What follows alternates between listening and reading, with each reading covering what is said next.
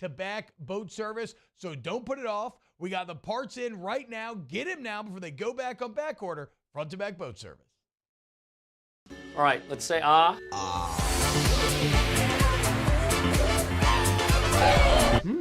Where'd my spotlight go? Super weird, but we can take care of it. Get in and get better at Patient Plus. Follow us on Twitter at 1045ESPN to cast your vote in the Citizens Bank and Trust poll of the day. Vote daily inside Off the Bench, anytime. Hunt Palmer. And after further review, Citizens Bank and Trust brings you the poll of the day via Twitter at 1045ESPN.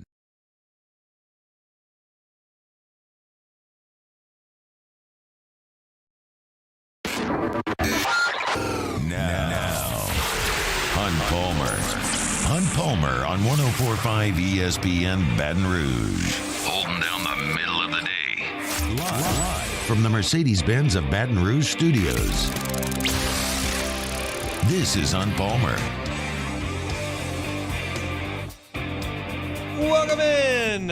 Hunt Palmer coming to you from the Mercedes-Benz of Baton Rouge studio downtown in the capital city on a Monday. Hope your work week off to a good start. Got Casey Gaines and Jacob Beck back there on the ones and twos. Locked and loaded for the next 2 hours. Chris Blair is, of course, the voice of the Tigers. Been with the team over in Athens, headed to Hoover with the boys this week. He'll join us at 1:30. We're going to get some thoughts from D1 Baseball's Mark Etheridge on LSU's postseason resume to this point. He and the D1 Baseball guys put their latest Field of 64 out about an hour ago. Tigers are a top 8 national seed in their projections. Is that set in stone as they head to Hoover, and kind of what moving pieces does LSU need to be concerned with moving forward? Mark Etheridge from D1 Baseball going to join us at 2:30 to chat about it. Mason Smith is back in action. We'll get to that at 2 o'clock. I've got some thoughts on how the SEC shook out over the weekend. In the next segment, we're going to go back in time to mid-February, the week of LSU's season opener, and we're going to replay the sound from my bold predictions and replay the sound from my record prediction for this team as the regular season is in the rearview mirror. We'll see what that looked like before they threw a single pitch back in February. But we'll start with LSU and Georgia over the weekend. Tigers do what they've basically done all year. That is take 2 of 3. Of course, they did not do it against Auburn, Mississippi State in the weeks previous. But we were with you on Friday. Paul Skeens had turned in a really strong performance. LSU had done enough in extra innings behind Thatcher Hurd to get game 1. And then I thought the story of the weekend was on Friday night in game 2. That was the outing of Ty Floyd. Ty Floyd goes 7 innings against Georgia. He allows 5 hits, 4 earned runs, only 1 walk, and 7 strikeouts for the junior right-hander in his home state. And to me, you can look at what Ty Floyd's done over the last month, and I think feel pretty good about where he is entering the NCAA tournament. If we're just talking about offenses here, not teams, not resumes, not accomplishments over the season, wins and losses, just the offenses that Ty Floyd faced over the last month. Ole Miss is got a top-heavy lineup. It was okay. It wasn't very good. Their pitching was atrocious. Their team was atrocious. Just from an offensive perspective, they were okay. Bama offensively is very much the look of a 2 seed. Absolutely. Auburn offensively very much looks like a 2 seed. They've pitched it really well the last 4 weeks, and that's why they've had a better record than anyone in the Southeastern Conference the last 15 SEC games. But offensively, they kind of look like a 2 seed. Mississippi State very much looks like an NCAA tournament team offensively. Hunter Hines is an all-conference player. I mean, they've got bats. They can't pitch or play defense at all, but they had bats. That's an NCAA tournament caliber offense in Georgia, especially with the top of that order, is very much a 2 seed on offense. So pretty good offensive clubs when you measure them with the rest of college baseball. And Ty Floyd's been good over those 5 weeks. We know what he did in Oxford. 8 1/3, got you into the 9th inning, 5 hits, 3 earned runs, 8 strikeouts, 1 walk. Against Bama, he was bad. 2 2/3, 6 hits, 6 earned runs. He walked 4 guys. He was bad in the Bama start. But since then, he hasn't been bad at all. Against Auburn, the line score is not good, but we know what happened in that game. And I think I will choose to draw from it that he struck out 7 guys in a row at one point rather than just look at the line and take it on its face. If you watched that game, you know that Floyd's stuff was pretty good that day. In the last 2 weeks, no complaints at all. Mississippi State, he threw 6 innings, just 5 hits, 1 run, struck out a career-high 10 last week, only 1 walk. And then against Georgia, the 7 innings, 7 strikeouts, 1 walk. He only had 1 walk against Georgia, only 1 walk against Mississippi State, only 1 walk against Ole Miss. And the strikeout numbers have been very, very good. I'm going to take something from this, that Ty Floyd, when Ty Floyd starts, LSU's 11-3. This sport, college baseball, is kind of a 2-horse-led sport.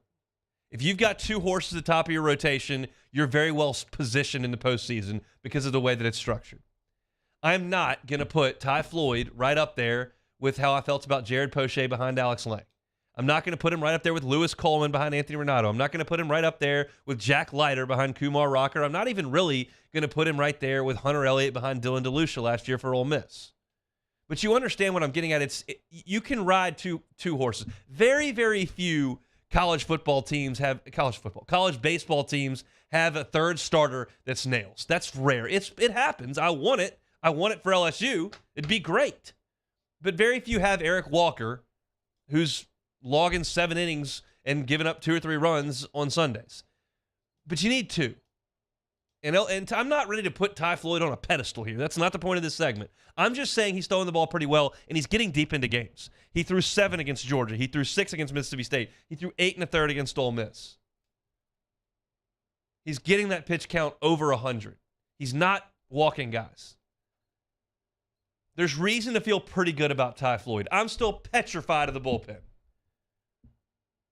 I don't think they're playing very good defense right now. Is the offense just lights out 1 through 9? It's very good, and it's very deep, and they always have somebody who's hot. But, there are some guys who were scuffling a little bit. There are issues. I'm just saying that Ty Floyd looks to be pretty good at this point. And you pair him with Paul Skeens. LSU's 12-2 when Skeens pitches, and one of those losses was a game that he had to come out because of lightning. So when he's gotten his full allotment of time to pitch, LSU is 12-1 when Skeens starts. And they win a lot of games behind Floyd as well. So that's encouraging to me. We talked about Thatcher Hurd on Friday, so we're not going to rehash that, but I do think there were some positives to draw from Thatcher Hurd's outing, and I believe you will see him on Wednesday morning. You can kind of do whatever you want if you're LSU at this point, but I think at this point, I think if the Hurd's probably the odds-on guy to go out there and try to give you 4 or 5 innings on Wednesday. But we don't need to chat about that. I do want to talk about the offense and one of the big shakeups that I saw over the weekend. It's not anything that I had to dig up. It's just you look at the lineup, Gavin Dugas wasn't hitting leadoff the last 2 games. He's fighting it big time. There's no 2 ways about it. He hurt his shoulder in the Kentucky series and hasn't felt normal since. Just watch the kid play defense. When he throws from second base, his arm never gets above shoulder height. He throws the ball from even with his shoulder on every throw. He's hurt, but he's gutting it out. And he's 8 for his last 41. That's a 195 batting average. He is getting on base at a better clip than the 195. Over that time, he's had 12 walks and hit by pitches total. But I don't want to take Gavin Dugas out of the lineup. He's a senior. He's a vet. I can count on him to give me a good at bat. It may end in a strikeout. He's going to see some pitches. He will draw his walks. He's going to get hit. And he's got the ability to run into one and run it out of the yard. Plus, I don't necessarily have to get Ben DePolt or Jack Merrifield in the lineup right now. I think leaving Dugas in there is just fine, even though he's 8 for his last 41. And I should add that 4 of those hits were in one game. He had a 4-hit game. So really, outside of that, it's been almost nothing. But I'm okay with keeping him in the lineup. I don't necessarily need to put him right in front of Dylan Cruz and Tommy White, right? You're 8 for 41. I don't need you to sit in front of those 2 guys. So they put Cruz up at the top. They put White behind him. They got Morgan plugged in there, and then Travinsky, who's hitting everything in sight. I think that's fine. If you want to move Dugas down a little bit, I'm good with it. Maybe he finds something here in Hoover and gets hot. We've seen him produce in regionals and super regionals before. He was just unbelievable in the Eugene regional. He had a huge home run in Hattiesburg last summer. But he is fighting it. I'm okay with getting him out of the leadoff spot. This LSU offense, I think the best thing I can say about it is the depth in this offense is such that every time someone kind of hits the skids like Dugas is kind of doing right now, they take up for it. Travinsky's hitting everything in sight. Dugas is not swinging it well. We saw Cruz go through a 2-week span where he wasn't his normal self, and they couldn't get Tommy White out for 2 weeks. It's always, somebody may be struggling a little bit, but somebody else is just white hot because of the depth in this lineup. There have been a couple of LSU lineups in recent years that really relied on two guys. Like the 2012 team won the league. That's the Stony Brook team. If it wasn't Katz and Rhymes, it was nothing. And those two guys were incredible. Katz was bashing home runs all over the place, and Rafe hit 450 or whatever it was. But that's what they had to have.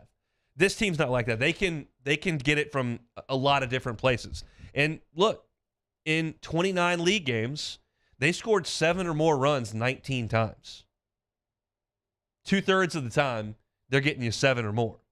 And for the season, not even just SEC games, when they score 7 or more, they're 27-3. So their offense has just been remarkably consistent weekend in, weekend out, and I expect that to continue moving forward. If you can get the offense to continue that pace, and Skeens and Floyd throw the ball really well, you become a very, very tough out in regional play and super regional play. Even in Omaha. It's a 2-horse sport, and LSU's trying to get, they got the Clydesdale in the front. Just a monster. And they've got one that's trying to get up to racing speed here, and I think Floyd looks pretty good doing it. The bugaboo here, and this is something that we're going to talk about a little bit more entering next week with potential issues. We'll get the matchup, and we'll understand what the regional is going to look like and all that. But only one time in SEC play, in 10 weekends, only one time did LSU hold the opponent under 8 all 3 games. There's always one game that gets away. And that's the loose end on this team. Only the Alabama weekend were they able to keep the other offense down all 3 games. And you'd like to do it more often than that. Tennessee scored, 6 runs, 7 runs, 8 runs in the first inning of Game 3 of that. You had a lead going to the 8th inning against Texas A&M, and the bullpen couldn't hold it. Kentucky's bashing the ball all over the place. You build a 9-run lead against Mississippi State, 13-4, and you can't hold it. You can't keep them down under 8. South Carolina, the rains came on Skeens, and you had to go to the bullpen, and you gave up a grand slam. There's always one game every weekend where the opponent busts loose. And one game doesn't beat you in the NCAA tournament, but it puts your season on the brink.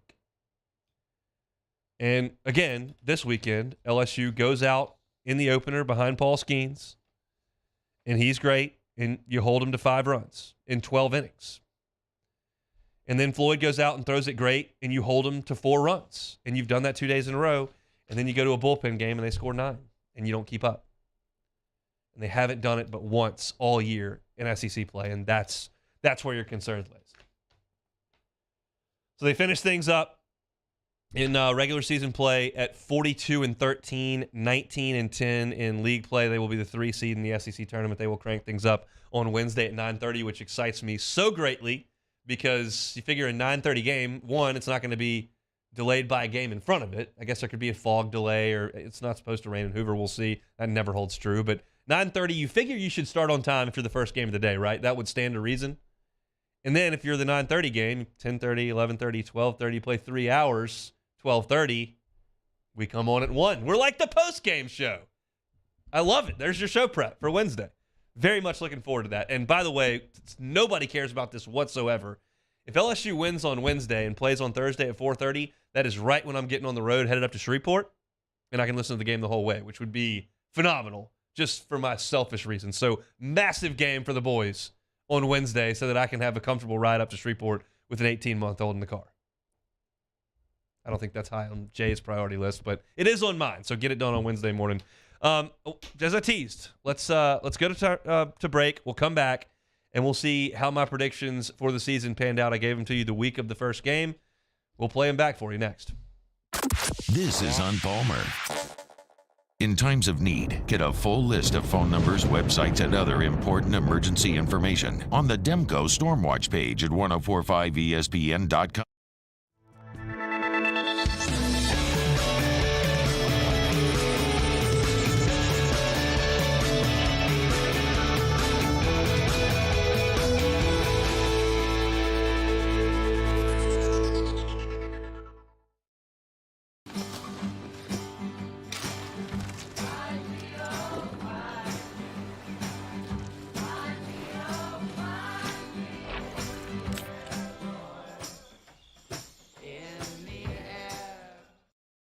Electricity is all around us, and our families depend on it.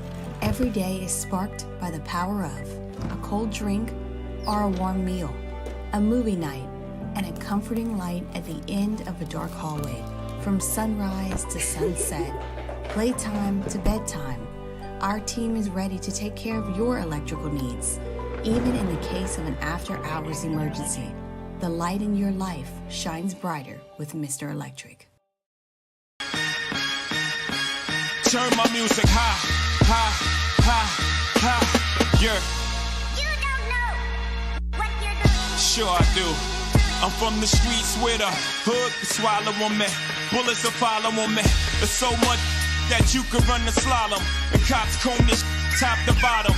They say that we are prone to violence, but it's home sweet home. With personalities clashing, chrome meets chrome. Prices up and down like it's Wall Street. When is a taco more than just a taco? When it's Government Taco. Voted best tacos 3 years in a row by 225 Magazine, Government Taco puts the most delicious spin on tacos the capital area has ever seen. With creative combinations like the Magna Carrot, the Filibuster, or the Steak of the Union. Plus perfect tortilla chips paired with the best salsa and queso you've ever had. And happy hour every day from 3 to 6 p.m. and all day on Thursday. Government Taco, 5621 Government Street. Gulf Coast Office Products is a nationally recognized Savin office equipment dealer based right here in Louisiana. Over 100 employees strong, Gulf Coast has the boots on the ground to support all vertical markets from education, engineering, legal, and finance. With the latest in office technology from desktop to production segment units, Gulf Coast and Savin have the perfect fit for you. Call 225-756-2644. That's 756-2644 for Gulf Coast Office Products. I've been doing business with Luba for 25 years. They're dependable, trustworthy. It's just the attention to detail with our clients. Our folks have years and years of experience. They're highly trained professionals, but many companies have that asset. What I'd like to think makes Luba a bit different is that we use those talents in a way that truly is dedicated to serving the needs of the folks who depend on us.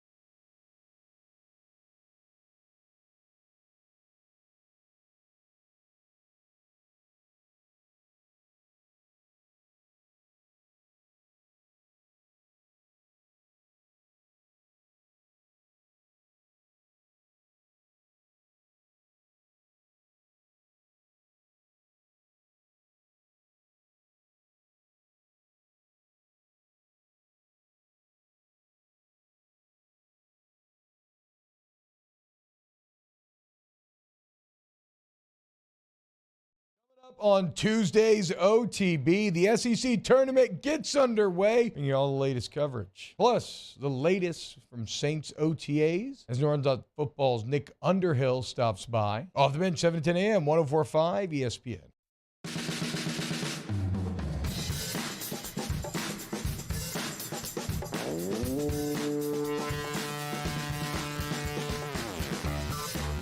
This is Hunt Palmer on 104.5 ESPN Baton Rouge. All right, the voice of the Tigers, Chris Blair, going to be with us in 15 minutes talking LSU baseball. Of course, travel with the team to Athens, and he'll be there in Hoover as long as the Tigers hang around the SEC tournament. But before we do that, It's all on the record. Everything I say is recorded. You can find it all on YouTube. You can find it all on demand. You can find it on your podcast. It's all on the record. And a lot of times I sound really dumb. And sometimes I get some stuff right. But we'll see. As the Wednesday of the first baseball weekend, so going back in my calendar here, that would have been February the 15th, I laid out 5 bold predictions for this upcoming LSU baseball season. So let's see just what those sounded like and how well I hit on those now that the regular season is in the rearview mirror. Let's go to prediction number 1, Casey. I think Chase Shores starts 10 SEC games. That's all of them, every weekend. I have kind of been leaning this way for a couple of weeks and reached out, take the temperature of it inside the box, inside the program, and that's very possible. I don't know if probable or likely is as far as I would go, but it's very possible. Turns out it's impossible. But I would have missed on this pre-injury because he didn't start against Texas A&M, and he was healthy that weekend. So this is going to be a miss. Chase Shores obviously was an incredibly talented young pitcher. He had a pretty good fall, not great, and then he really threw it well in January. And I reached out and kind of, is this possible? And the answer I got back was like, very much so. And he started opening weekend. If you'll remember, it was Paul Skeens Friday, Riley Cooper on Saturday, and then on Sunday, Chase Shores got the start. But he got hit a little bit and was a bullpen guy when SEC season rolled around. So that was a big fat miss. That is 0 points for me. All right, Casey, prediction number 2. I don't think anybody on this baseball team is going to notch 8 saves this year. It's because I don't think they're going to have a closer. I think Jay is going to play the matchups. I think if you've got 2 stud left-handers coming up in the bottom of the 9th inning with a 2-run lead, Nate Ackenhausen, Riley Cooper may be out there. I think if Bryce Collins took over in the 7th and he's humming 95 miles an hour and he struck out 3 in his first 2 innings, he may go out there for a 3rd inning and shut the door. I think Ty Floyd might get the ball if LSU's in a tight game tonight. He may start down the road. I think it's just going to be who's rested, what matchup is good, who do we feel good about in this spot. So disregard the Ty Floyd segment there because he was a starter the entire season. But look, it panned out that there was never an assigned closer on this team. Thatcher Hurd had 3 saves. Griffin Herring got a couple of saves. Christian Little had 2 saves as well. Garrett Edwards had a save. Gavin Guidry had a save. Bryce Collins had a save. They did that. Turned out to be the way the bullpen was handled. Good, bad, or indifferent. They never. I think my inclination was that they got enough options that they'll just make it work with whatever they've got that day. I think the way it actually played out was that they just didn't have anybody they could trust in that role, so they just never really settled on one. Either way, I think I was on the right track there, and I'll give myself half credit on that one. Prediction 3. LSU will sweep 2 road conference series. Last year, we saw them go to Starkville and sweep. We saw them go to Nashville and sweep. It's not something that has never been done, but it is difficult to do. And I think saying they'll sweep 3 or 4 is a little much, quite frankly. I'm trying to be bold, but not too bold. And they didn't quite get there. They swept Ole Miss in Oxford. That was 1. They let A&M off the hook in the 8th inning of Game 3. And then they couldn't get it done in Athens in Game 3. Of course, they had South Carolina where they went to Columbia and they lost Game 1 and didn't get to play the 3rd game, so that wasn't going to happen. And they got it done against Ole Miss. So I didn't quite get home on that one. That one stings because it would have really set some other things up as we continue in this segment. But they let Georgia and Texas A&M off the hook when they had a chance. They had a lead on Texas A&M late in Game 3 of that series and couldn't get it done, and then just didn't get enough outs against Georgia in Game 3. So that's a miss. So basically, I'm a half for 3. Prediction 4. I think Paul Skeens hits less than 5 home runs this year. I'm not ready to sit here and tell you Skeens isn't going to hit this year. I'm not ready to tell you that. But I'm telling you that I think that based on the emergence of some guys, Paxton Kling is one of these guys as well. Based on these emergences and the depth of this lineup, there's no need to put a lot of risk on your Friday night starter who throws 100 miles an hour. That one, you go back and you hit rewind 3 months and you go, well, that was easy. That's the easiest thing you ever said. That wasn't that easy at the time. Skeens hit in the fall. He hit home runs. He was hitting. He didn't hit very much leading up to it. And this was actually on Friday. My record prediction was on the Wednesday of that week. So this was right before the first game. And at that point, we didn't know whether or not he was going to hit, but a few hours after that prediction, Tommy White slid back into first base and jammed a shoulder. And I think I haven't asked, but I think that was the last straw. There's just no way you can send Paul Skeens out there to run the bases and then send him up there against 96-mile-an-hour fastballs with his hands exposed. They just weren't going to do that. So, look, Jack Caglianone's had an awesome year doing it, and he's such a valuable piece to their offense, maybe the most valuable piece to their offense that they've got to do that. But Paul Skeens is too valuable for LSU in the other way in terms of how he pitches. So that one was a hit for me. I'll give myself full credit for a point on that one. Prediction number 5, Casey. I got 6 guys, not individual. I'm not going to name them, but I'll give you I got 6. I think LSU will have at least 6 players hit double-digit home runs this year. Cruz and White are going to do it. They're locks. I think there's a very strong chance that Jobert, Pearson, Dugas, Jarrett Jones, Trey Morgan, Paxton Kling have a chance to do it. That's 6 guys right there. We got home. It wasn't exactly that way, but Cruz and White did. They hit 14 and 20 respectively. Jarrett Jones did get there. He hit 14. There's no way I would have had Cade Beloso getting to 11, but he did. Gavin Dugas did hit his 13. I mentioned him. And Jordan Thompson over the weekend hit his 10th and 11th home runs to make it 6. Braden Jobert is 1 away. Trey Morgan is 3 away. And Hayden Travinski is 2 away. So they could have a pretty impressive run here if they can extend this season out and some guys can go yard. But they've already gotten to 6. They did it in the 56-game schedule. You had Cruz, White, Jones, Beloso, Dugas, and Thompson. Ding, ding, ding. So I hit on that one. I hit on the Skeens one, and I was pretty close. Well, I was right on the fact that nobody had the 8 saves. It may have gone a little bit differently, but 3 out of 5, not terrible. So the question is, how did I do on pegging this team in terms of the entirety of the season? LSU finished the regular season at 42 and 13. They were 19 and 10 in league play, so 3 losses outside of the league. Let's see how I did back the Wednesday before they got it rolling. I gave you my prediction for their record. I'm not going to pick them to win the national championship. I think it's an Omaha team, and then once you get there, it's the crapshoot. But I won't go as far as to predict the national championship. I will go as far as to say they will win 20 games in the league, which is all I ask every year. They will be a top 8 national seed, and they will win those 2 weekends at the box. After that, we shall see. I gave you at the top of that bite that I thought they would go 43 and 13, 20 and 10. They went 42 and 13, 20 and 10. I had them losing 3 non-league games. They lost to Iowa, they lost to ULL, and they lost to Nichols. They only lost 3. So really, if we could have gotten the South Carolina game played and LSU would have won it, which is a tall ask, then I would have had it right on the number. Or if they would have beaten Georgia on Saturday, I would have had it right on the number outside of the conference, the game they didn't play against South Carolina, and I would have gotten my second road sweep, so I would have gotten 4 out of 5 in terms of my bold predictions. So the loss on Saturday really stung me from a prediction perspective because I would have been right on the number, and I would have gotten 4 out of 5 bold predictions. It's been pretty salty. However, I will be the first one to stand here and admit that this has not gone the way I thought it would at all. I did not have Cade Beloso in the lineup. I didn't even have Gavin Dugas in the lineup. I thought that Thatcher Hurd was going to be the number 2 starter and a star. I couldn't predict Chase Shores and Garrett. I would have thought Garrett Edwards would have been a big piece of the bullpen anyway. And then I certainly can't predict that all that happens in terms of injuries. I didn't have Hayden Travinski bashing 8 home runs. Like, a lot has happened along the way that has gone far different than I could have possibly predicted back in January or February. But the point of this whole thing is they have put themselves in position to do everything they want to do. We're going to talk to Mark Etheridge an hour from right now, and we'll get his non-biased take on where they stand from a top 8. I did an exercise earlier today where I attempted to keep them out of the top 8. And I can do it.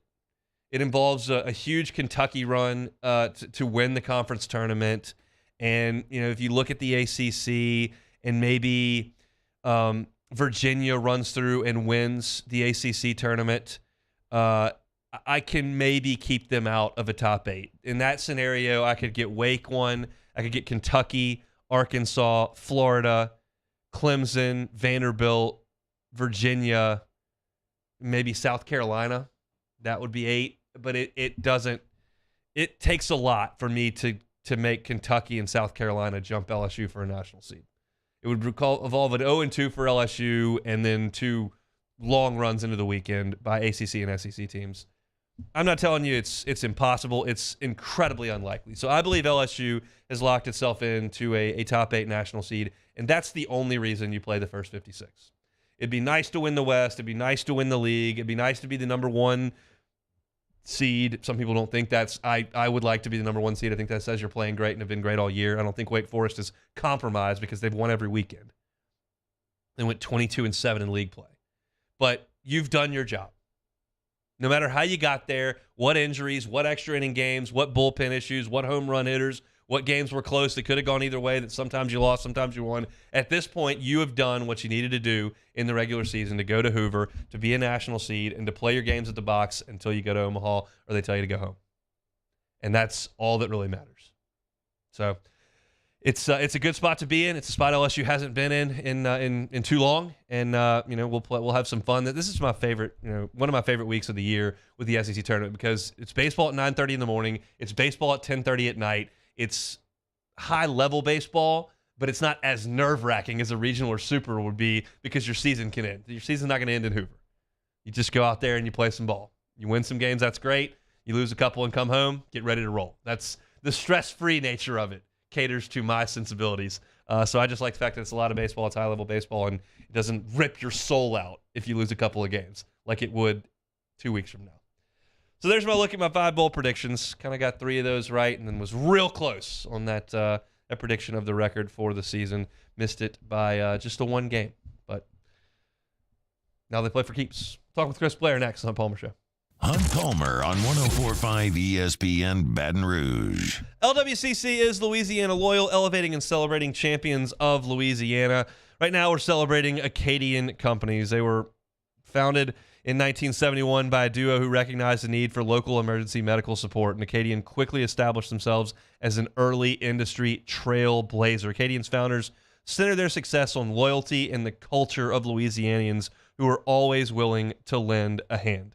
Look, they've got to focus on quality improvement and patient care. They continue to grow and expand their service areas and offerings. Acadian's become a model in emergency transport. They've got operations now spanning 4 states and covering a population of more than 24 million people. Certainly, Acadian Companies is a champion of Louisiana. If you know a champion of Louisiana, maybe it's a company, maybe it's a nonprofit, maybe it's a person, go to lwcc.com/champions and nominate a champion of Louisiana so we can tell their story right here. Acadian Companies, a champion of Louisiana, presented by LWCC. Our listeners fire off their opinions on the jimsfirearms.net hotline at 499-1045. Keep listening for your next chance to shoot us your thoughts with the jimsfirearms.net hotline on 104.5 ESPN Baton Rouge. The world's leaders in obesity research, obesity medicine, and obesity science are right here. We're doing something that no one's ever done or trying to answer a question that no one's ever asked before. Pennington is a real jewel when it comes to research.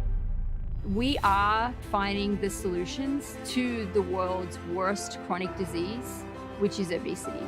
Louisiana needs Pennington Biomedical.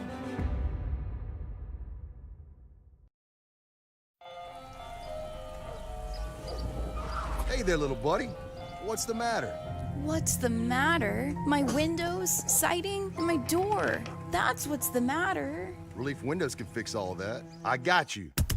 Pop, pop. What's up? Oh my gosh, look! Curb appeal. That's a good-looking neighborhood. ReliefWindows.com. Follow us on Twitter at 1045ESPN to cast your vote in the Citizens Bank and Trust poll of the day. Vote daily inside off the bench, anytime. Hunt Palmer. And after further review, Citizens Bank and Trust brings you the poll of the day via Twitter at 1045ESPN. I drove myself to the ER, had heart surgery, and drove myself home 24 hours later, feeling fine. Starting running again after the procedure, I'm getting excited thinking about it. I had no pain, nothing. I felt great. And right then and there, I was like, oh my God, I'm back. I'm back. It's just amazing. Ochsner Health. Long live you. Bayou Chrysler Dodge Jeep Ram has $20,000 off new 22 Ram 1500 SCA trucks and incredible deals on all remaining 2022 inventory, all with Bayou's 1 million mile warranty. The crew at Bayou Automotive is going to do right by you. Hey, what's up, y'all? It's that time again. It's heating up. Your boat's getting ready to come out and spend all summer on the water. It's time to take your boat to the next level with front-to-back boat service, where if you want an incredible custom speaker install, it's going to blow people away in the water, that's there for you. You want an HD sonar where you can see the fish under the water before you cast, beat all your friends, that's there for you at front-to-back boat service. So don't put it off. We got the parts in right now. Get them now before they go back on back order. Front-to-back boat service. When is a taco more than just a taco? When it's Government Taco. Voted best tacos 3 years in a row by 225 Magazine, Government Taco puts the most delicious spin on tacos the capital area has ever seen. With creative combinations like the Magna Carrot, the Filibuster, or the Steak of the Union. Plus perfect tortilla chips paired with the best salsa and queso you've ever had. And happy hour every day. Charles Hannegriff, join us for the Tuesday edition of Handy Time. Dwayne Colucci joins us from Las Vegas as we come down the stretch in the NBA and NHL. Handy Time, noon weekdays, 104.5 ESPN Baton Rouge.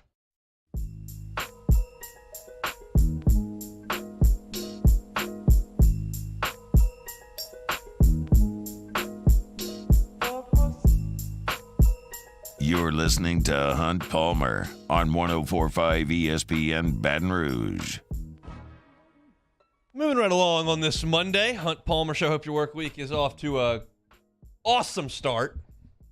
Short work week for me. I'll be out of here on Thursday, doing the show Thursday. I won't be on the show on Friday. Looking forward to getting up to Shreveport for a long weekend or buckling in for some regional week next week. Rest of this show, I'm going to talk a little golf coming up at the end of this hour. Mason Smith being back to football activities is big news for the Fighting Tiger football program. That's the open of hour number 2. Get some thoughts on where things stand with SEC quarterbacks. That was 2 different segments blending in my brain. SEC baseball, some of the things that went on over the weekend. There's a story that I may get to a little bit later about ranking college football's top 75 quarterbacks of the 2000s that I found very, very interesting. And Mark Etheridge from D1 Baseball's SEC Extra Team going to join us at 2:30. They got that event coming up this evening at Brock's Gap Brewery. So we'll want to get to him at 2:30 today to talk about some postseason scenarios for the Fighting Tigers, as well as his read on who's playing for what in the SEC tournament coming up. For now, we'll head out to the Jim's Firearms Hotline. Voice of the Tigers, Chris Blair, joins us now. Chris, how are you, sir? I'm good, man. This is that exciting time of the year, postseason college baseball. So did you go straight to Hoover with the guys? Did you come back to Baton Rouge for a couple days? What's the travel agenda for the Voice? After 5 days in Athens, I had to get back to South Louisiana. So I came back on Sunday, made it back yesterday, and actually my son's graduating high school. So that's a pretty big deal. So came back to take that in, and then we'll head over to Hoover later in the week. Well, is that going to be emotional for you? No, I think he takes it the same way I did, which is it's a long, long time in one room, listening to a lot of things, and you're just ready to hit the summer and get out of school. So I'm sure it will be for some of our family members, but for he and I, probably not so much. But I'm proud of him. I gotcha. We're all proud of him. Shout out Crafton. All right, let's talk a little baseball, though. LSU gets 2 of 3 over the weekend in Athens. What was the biggest thing that you saw in Athens? Well, I mean, I thought that, again, kind of what you and I have talked about for a while now. I mean, since about the Tennessee series, I kind of started to glean that this team, they're going to have to outscore some people. They're going to certainly have to outscore really good teams with solid offenses. And guess what? In the SEC, while the pitching fluctuates from team to team, there's not a lot of weak teams offensively. Yeah. Georgia's certainly one of those, and they play in a small park. And as you saw, everybody had their share of home runs on the weekend in that bandbox at Foley Field. So, again, I was a little surprised on Saturday because we kind of saw the Georgia bullpen on Thursday, saw some of the same cast of characters on Friday, and then we certainly saw them again on Saturday. And yet the Tigers weren't really able to get any real solid contact for most of that game. And they went 0 for 10 with runners in scoring position. And that, to me, that's tough to overcome. There were some bright spots, I thought, out of the bullpen. Again, kind of a flip a coin. You've seen some of these guys have great outings, good outings, and then you had them come in and just not be able to throw strikes and get outs and give up free passes. So, I don't know that we saw anything that change our mind with. I think we still have the strengths we have. And I think going into the postseason, we still have the weaknesses that we've had for the last couple of weeks. It's fascinating. In the game on Thursday, LSU walks 3 guys in 12 innings. And then in the game on Friday, only 1 free pass issued in the 9-inning win. And then you show up on Saturday, and there you go. You end up walking 6 guys, and you end up giving up a 9 spot. So it feels like that's the key for like most of the guys, as long as they can get it in the strike zone. And Ty Floyd has done that really over the last month. What have you seen from the Tiger right-hander? Yeah, I think he has pitched certainly well enough. If there's a bright spot that has picked up Hunt over the last couple of weeks, I think it is Ty Floyd. Again, 7-0 on the season. I think Buzzy Heidel, who was on the call with me this weekend, he said it best after seeing Ty's performance on Friday night. If you get that, you get Paul Skeens game 1, Ty Floyd in a game 2, if it's that scenario, and he pitches the way he's pitched here of late, it's completely off of his shoulders if they don't win that game. And that's all you can ask for a game 2 starter. And I've been impressed with him. We saw Ty Floyd on Friday, Hunt, and you may agree, a little bit like we saw him early in the year, which was, give up a couple of hits, maybe give up a run or 2 early, and then kind of get in his groove, find his spots, and be very effective. The last couple of weeks, although he pitched well, he got off to a great start and things got rocky on the back end. I think I prefer the first type of Ty Floyd, because I think once he gets settled in, he can give you that 5, 6, 7, 8 innings, which certainly is going to make a huge difference for this team in the postseason. We got so accustomed to Paul Mainieri and kind of knew his tendencies, and he put a lot of value on playing very well in the SEC tournament, advancing as far as you possibly can and winning that thing. What do you sense Jay wants to accomplish this week? Is it more important to just make sure you get Skeens and Floyd some work, get some guys some at-bats, and we'll see you next week, or you think he's full bore, we got to win this thing?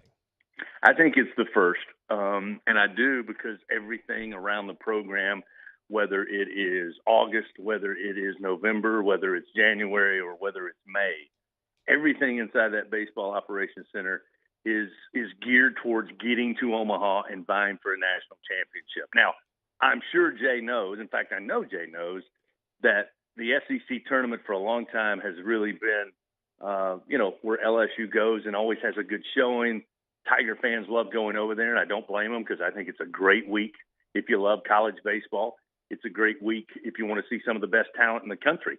But I get the sense that there'll be no compromises made to affect anything that changes something for next week and beyond. So, if they go out and play well, we'll probably see some guys get some opportunities that we may scratch our head, at least in next week or the week beyond. But I don't think they're going to try to go all in just to win the SEC tournament. That's just my gut feeling. And again, it's just because I know how they prepare every year. And Jay pretty much prepares year round, 365, 24/7 to get to Omaha. And I don't think they're going to change any of their philosophy to try to win a game in Hoover. We saw Thatcher Hurd go 71 pitches back on Thursday night in that 5 innings of work. You think he's probably the most likely guy to get the ball on Wednesday morning? That's what that's what I would think. I think you get a chance to see him as he's continually, I think, started to settle in a little bit. And hey, of course, he's like many of the other guys. They've had their ups and downs this season. He's looked great. He's looked not so great. But I would imagine that will be who we will see. And frankly, hopefully you win that game so you can play a little later in the day at 4:30 on Thursday. I don't know who we see on Thursday. I know it makes sense. You want to get some work for Paul and Ty. Obviously, you don't want to have over a week off. But I can't imagine it's going to be a very long outing. I think we're going to see a number of guys get out there, throw some pitches, and I think some of it is to keep guys loose, keep them active headed into the regionals. But I also think there still is, unfortunately, some auditions taking place as to who's a guy you can count on in certain spots. I think I told you a couple of weeks ago, the difference from last year for me and this year when it comes to the bullpen is that you kind of knew who was your early relief guy if the wheels came off. You knew who the middle guy was who could eat some innings, and you kind of knew who the back end guys were.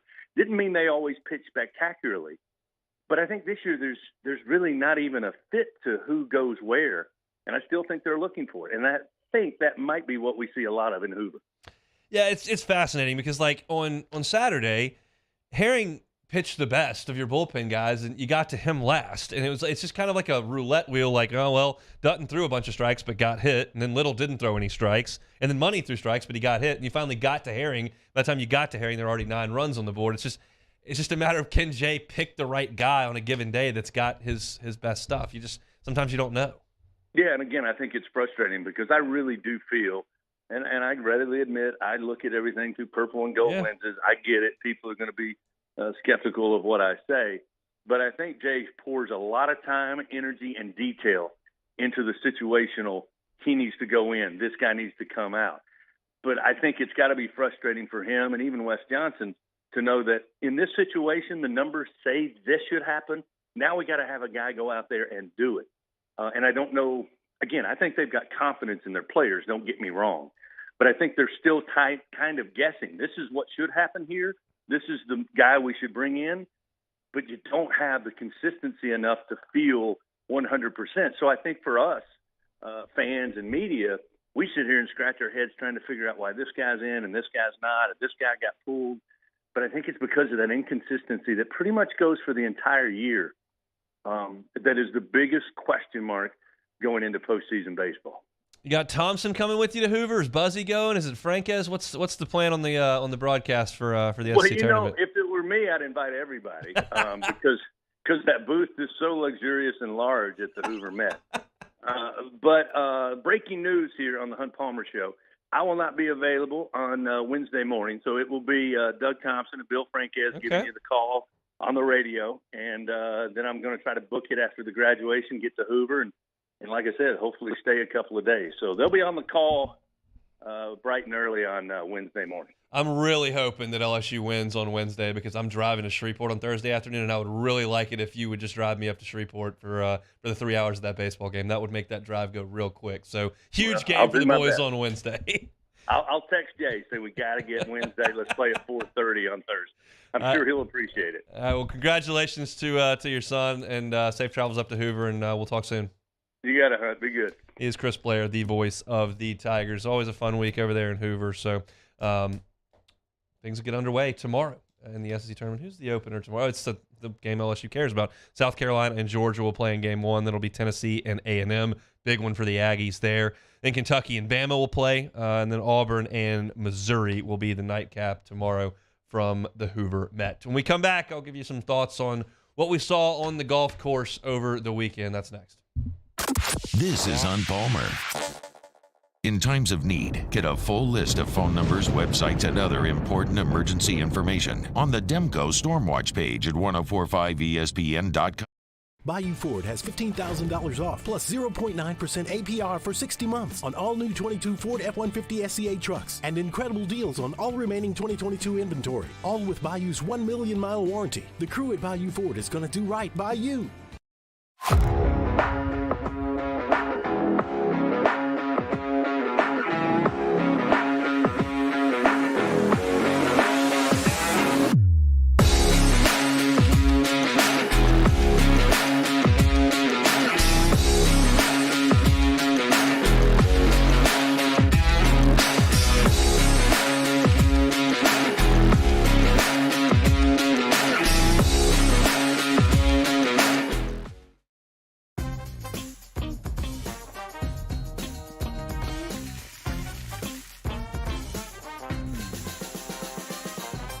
The best kept secret in town is out. Discover Tallulah at the Renaissance Hotel on Bluebonnet.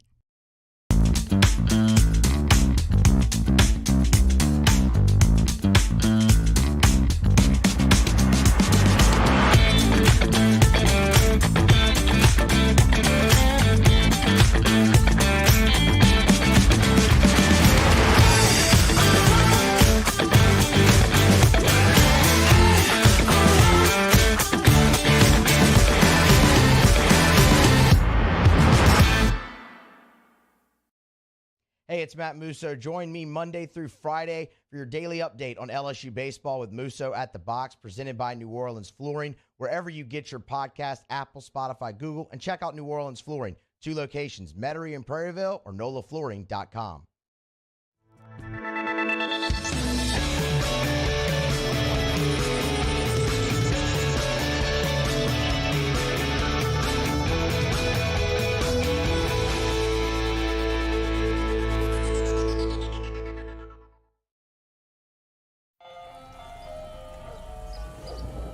Hey there, little buddy. What's the matter? What's the matter? My windows, siding, and my door. That's what's the matter. Relief Windows can fix all of that. I got you. Pop, pop. What's up? Oh my gosh, look! Curb appeal. That's a good-looking neighborhood. ReliefWindows.com. Hey, what's up, y'all? It's that time again. It's heating up. Your boat's getting ready to come out and spend all summer on the water. It's time to take your boat to the next level with front-to-back boat service, where if you want an incredible custom speaker install, it's going to blow people away in the water, that's there for you. You want an HD sonar where you can see the fish under the water before you cast, beat all your friends, that's there for you at front-to-back boat service. So don't put it off. We got the parts in right now. Get them now before they go back on back order. Front-to-back boat service. When is a taco more than just a taco? When it's Government Taco. Voted best tacos 3 years in a row by 225 Magazine, Government Taco puts the most delicious spin on tacos the capital area has ever seen. With creative combinations like the Magna Carrot, the Filibuster, or the Steak of the Union. Plus perfect tortilla chips paired with the best salsa and queso you've ever had. And happy hour every day from 3 to 6 p.m. and all day on Thursday. Government Taco, 5621 Government Street. Gulf Coast Office Products is a nationally recognized Savin office equipment dealer based right here in Louisiana. Over 100 employees strong, Gulf Coast has the boots on the ground to support all vertical markets, from education, engineering, legal, and finance. With the latest in office technology, from desktop to production segment units, Gulf Coast and Savin have the perfect. Matt Moscona inviting you to join us for Monday's AFR, presented by Relief Windows. We'll recap LSU's weekend in Athens and start to preview the SEC tournament in Hoover. Join us for Monday's AFR 3 to 6, 104.5 ESPN Baton Rouge.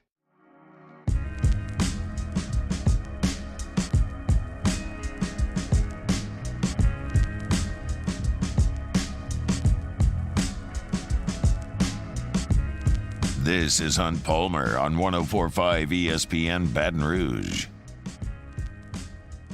Big news for LSU football over the weekend. We'll get to that to kick off hour number 2, but I want to cap hour number 1 with a couple minutes here on the PGA Championship. Brooks Koepka wins it up there in Rochester at Oak Hill Country Club. It's his 5th major championship, and what yesterday did was solidify Brooks as the greatest major champion of this era. That is not the Tiger Woods era. It is not the Phil Mickelson era.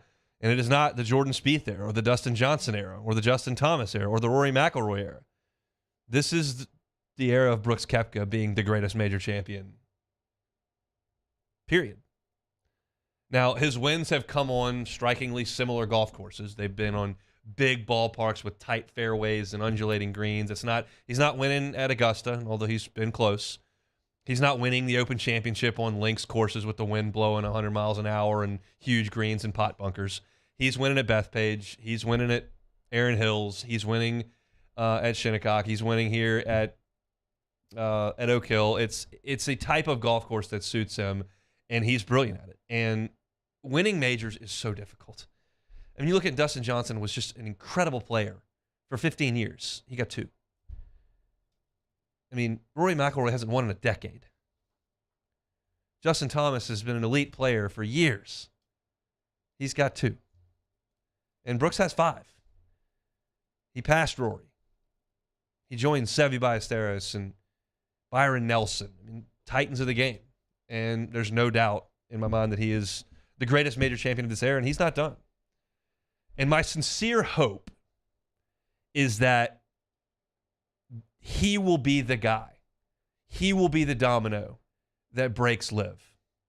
Because if you listen to people who are in the world of golf and understand things that go on behind the scenes, and you heard him on the Netflix show basically saying why he left. His knee just hurt. He was hurt for a couple of years. He didn't know if he'd ever get it back, and he took the check. They paid him $100 million.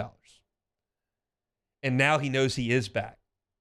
And he doesn't want to go play in the hit and giggle on the CW app that gets preempted on television for reruns of some sitcom from 20 years ago.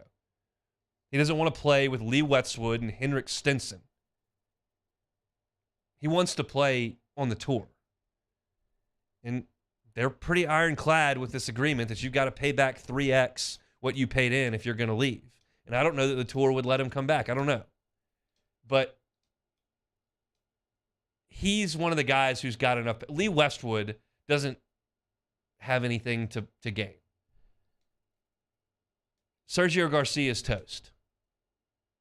Nobody cares about Chase Koepka either, or Kevin Na. But Brooks is one of the guys who could shake this thing up. Y'all have heard my rant and raving on Live, and it has nothing to do with the guys getting money, and it has everything to do with me wanting golf in one piece. Nobody wants the NBA split in half. Nobody wants the NFL split in half. Nobody wants professional sports split in half, and Live is threatening to split golf in half. And I'm hoping that now that Brooks knows he's reclimbed the mountain, that he finds a way to become the guy that gets out of this stupid league that nobody cares about, that is a cash drain, and finds his way to get back to the real golf. He was a treat to watch this weekend. Shout out Michael Block, too. I know you all know that story. We don't have to get in and rehash all that, but that was, the guy lived a dream for 4 days. Literally lived a dream. Played in the final day with Rory McIlroy, made an ace. Now he gets to play Colonial. He's going to play RBC Canadian. And he's in the tournament again next year. Great weekend of golf at the PGA. When we come back, LSU football, big news over the weekend. We're talking about it.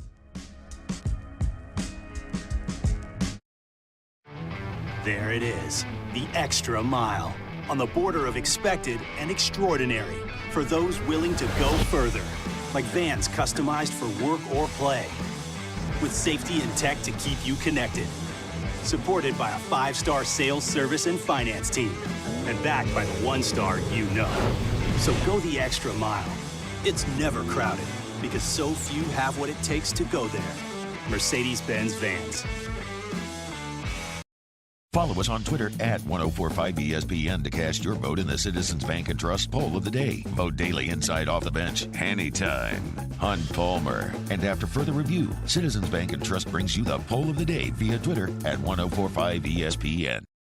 Hey, what's up, y'all? It's that time again. It's heating up. Your boat's getting ready to come out and spend all summer on the water. It's time to take your boat to the next level with front-to-back boat service, where if you want an incredible custom speaker install, it's going to blow people away in the water, that's there for you. You want an HD sonar where you can see the fish under the water before you cast, beat all your friends, that's there for you at front-to-back boat service. So don't put it off. We got the parts in right now. Get them now before they go back on back order. Front-to-back boat service. Hello, Samantha, dear, I hope you're feeling fine.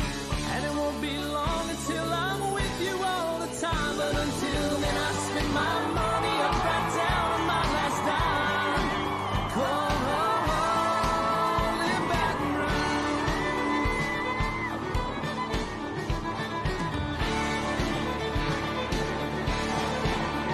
I'm ready, what you put me on through. Gotta send my love down the I've been doing business with Luba for 25 years.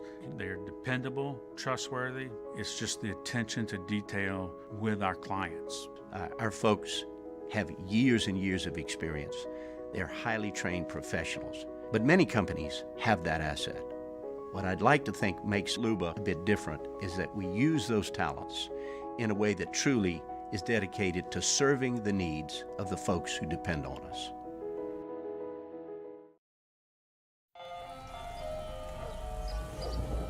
Hey there, little buddy. What's the matter? What's the matter? My windows, siding, and my door. That's what's the matter. Relief Windows can fix all that. I got you. Pop, pop. What's up?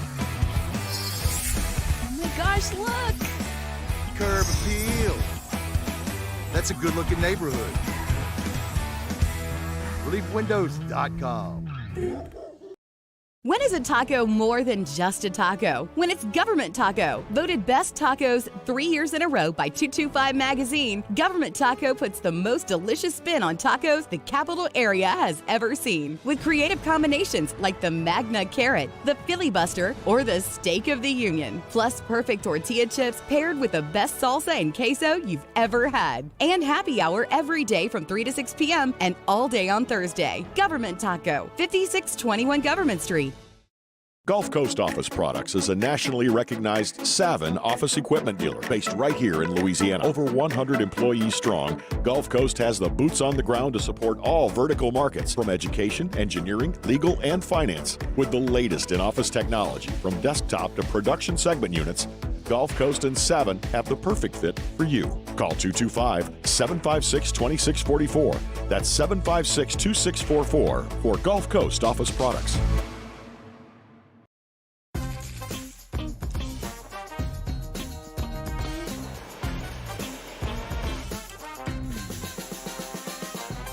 The best kept secret in town is out. Discover Tallulah at the Renaissance Hotel on Bluebonnet.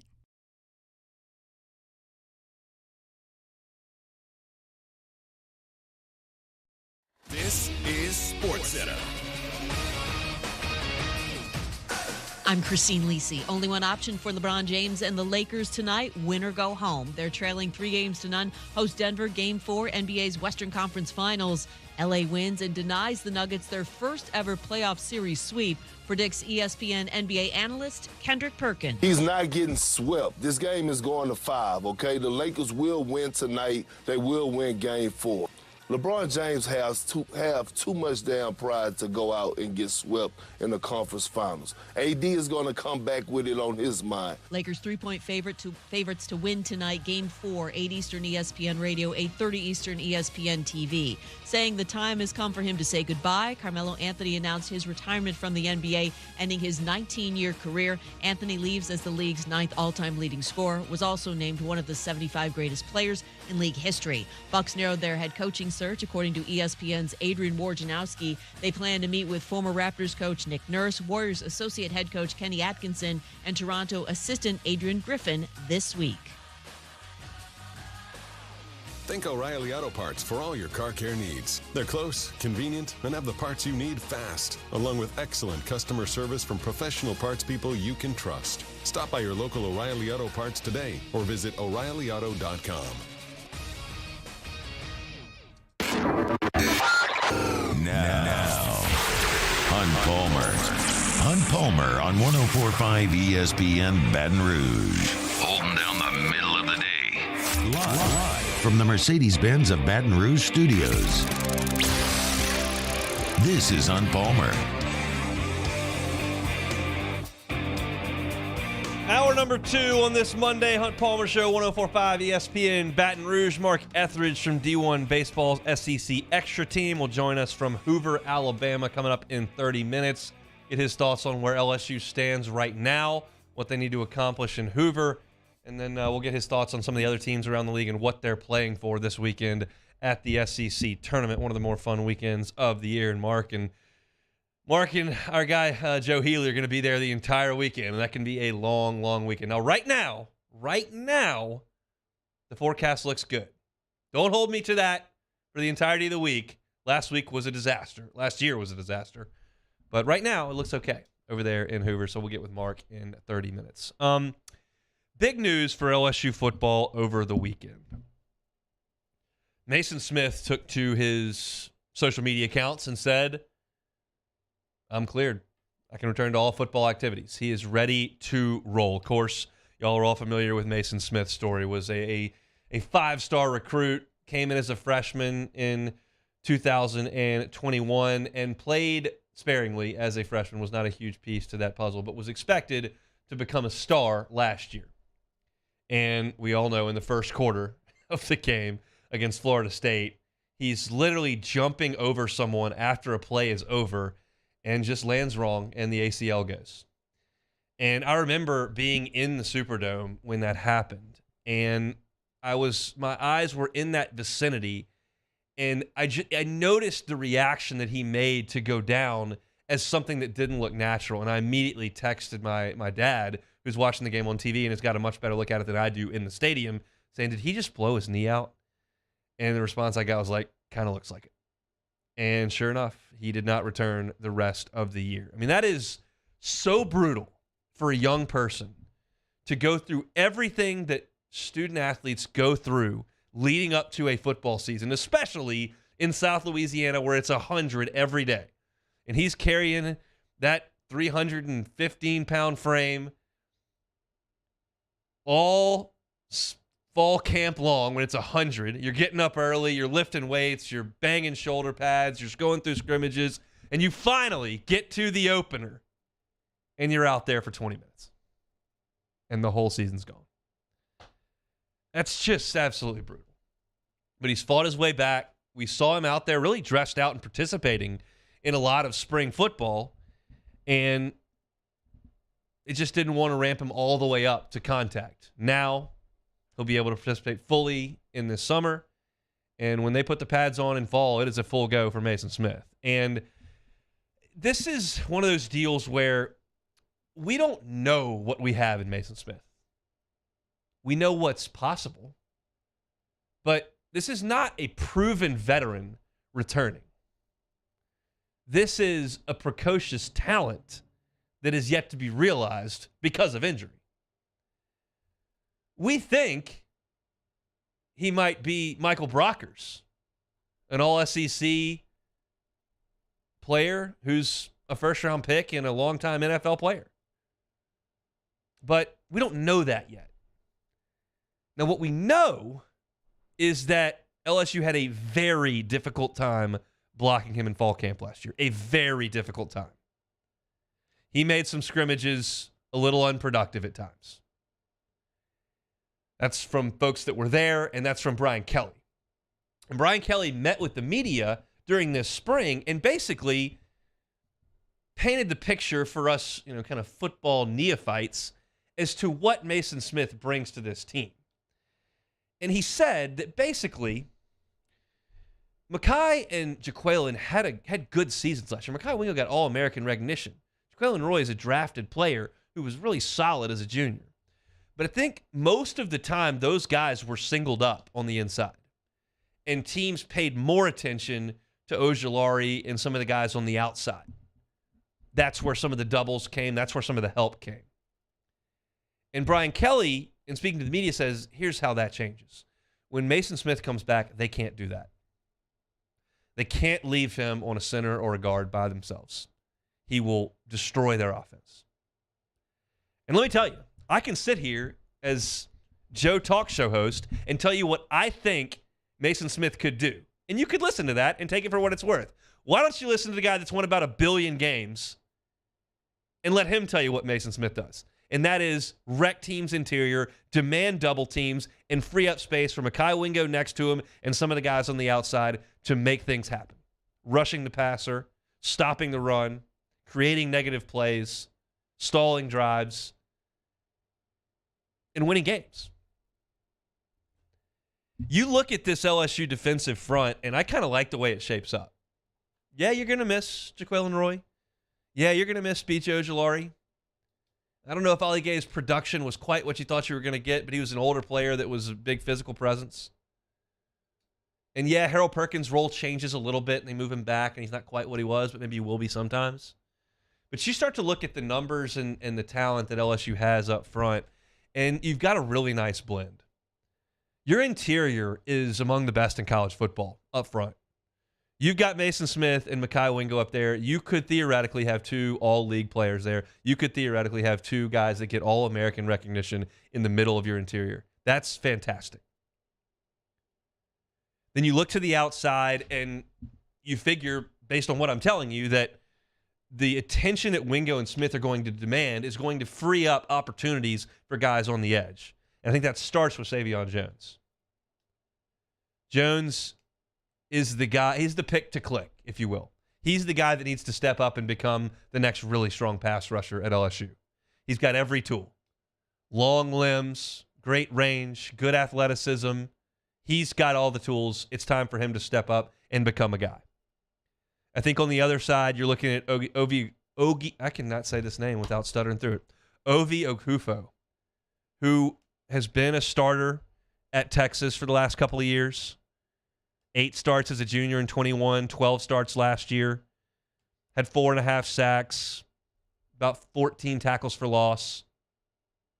That's a guy who's played a lot of football that you can put on the other side. And then you've got some guys that are basically lottery tickets that are younger players. You got Jones and Okufo who have played a lot of college football. What do Deshaun Womack and Quincy Wiggins give you? Does one of them become the star that the high school recruiting rankings would have you believe? And if you only hit on 50% of those for this coming season, that's a pretty good ratio. You got a star.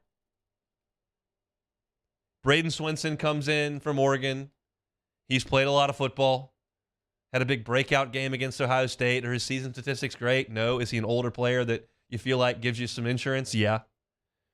And then on the inside, you've got a lot of depth there. Behind Smith and Wingo, you've got Jacobian Guillory. You've got Paris Shand. You've got Jalen Lee. You've got Jordan Jefferson. A lot of snaps, and some of it at Power 5. Jalen Lee at Florida. Jordan Jefferson at West Virginia. Paris Shand at Arizona. Like, you've got 6 tackles that have played. If you bring Jalen Lee in to be your starting nose guard, well, you've got a bit of an issue there. You bring him in as the 5th body, okay, that's fine. That's good. And that's what you've got. So I love the depth. I mean, I just rattled off 1, 2, 3, 4, 5, 6, 7, 8, 9, 10, 11 guys for 4 spots. Now, there will be injuries. There will be guys that maybe don't pan out to what you thought they were, whether it's a transfer or a high school guy.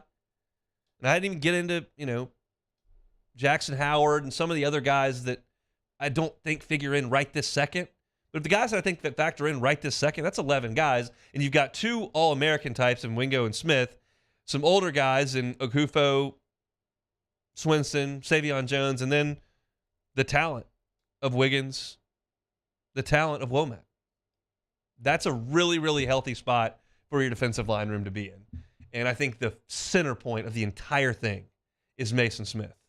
If he's a star and they have to pay that much attention to him in the interior, and you can give him a break here and there with the depth that you've got, and he can stay pretty fresh, all of a sudden the math starts to work in your favor up front as they start to double and they start to have to chip and use different pass protection techniques because there's so much attention paid to your nose guards and you've got some real talent on the outside. I really like where LSU sits on the defensive line, and Mason Smith is probably the biggest part of that. Let's hope the young man stays healthy through camp and Florida State finally gets a piece of him because they sure didn't last year. What a freak injury that was. He's literally jumping over someone and just landed weird. Out for the year, but he's ready to roll now, and he'll be locked and loaded for the opener against Florida State. All right, we got Mark Etheridge of SEC Extra Package over at D1 Baseball in 15 minutes from right now. When we come back, I'll give you some thoughts on, do I want to do the football story or do I want to do the baseball story? We'll go football. I'll keep y'all happy. We'll do football. We'll get to baseball with Mark Etheridge. That's next on the Hunt Palmer Show. This is Hunt Palmer. Our listeners fire off their opinions on the jimsfirearms.net hotline at 499-1045. Keep listening for your next chance to shoot us your thoughts with the jimsfirearms.net hotline on 1045 ESPN Baton Rouge. I drove myself to the ER, had heart surgery, and drove myself home 24 hours later, feeling fine. Starting running again after the procedure. I'm getting excited thinking about it. I had no pain, nothing. I felt great. And right then and there, I was like, oh my God, I'm back. I'm back. It's just amazing. Ochsner Health. Long live you. Turn my music high, high, high, high. Yeah. You don't know what you're doing. Sure I do. I'm from the streets where the hood can swallow on me. Bullets will follow on me. There's so much that you could run the slalom. The cops comb this top to bottom. They say that we are prone to violence, but it's home sweet home. With Personalities clash and chrome meets chrome. Prices up and down like it's Wall Street. Hey, what's up, y'all? It's that time again. It's heating up. Your boat's getting ready to come out and spend all summer on the water. It's time to take your boat to the next level with front-to-back boat service, where if you want an incredible custom speaker install, it's going to blow people away in the water, that's there for you. You want an HD sonar where you can see the fish under the water before you cast, beat all your friends, that's there for you at front-to-back boat service. So don't put it off. We got the parts in right now. Get them now before they go back on back order. Front-to-back boat service.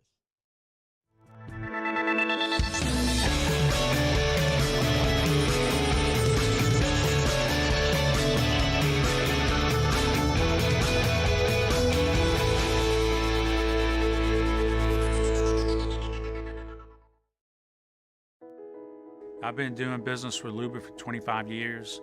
They're dependable, trustworthy. It's just the attention to detail with our clients. Our folks have years and years of experience. They're highly trained professionals. But many companies have that asset. What I'd like to think makes Luba a bit different is that we use those talents in a way that truly is dedicated to serving the needs of the folks who depend on us.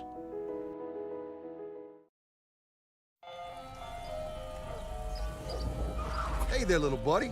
What's the matter? What's the matter? My windows, siding, and my door. That's what's the matter. Relief Windows can fix all that. I got you.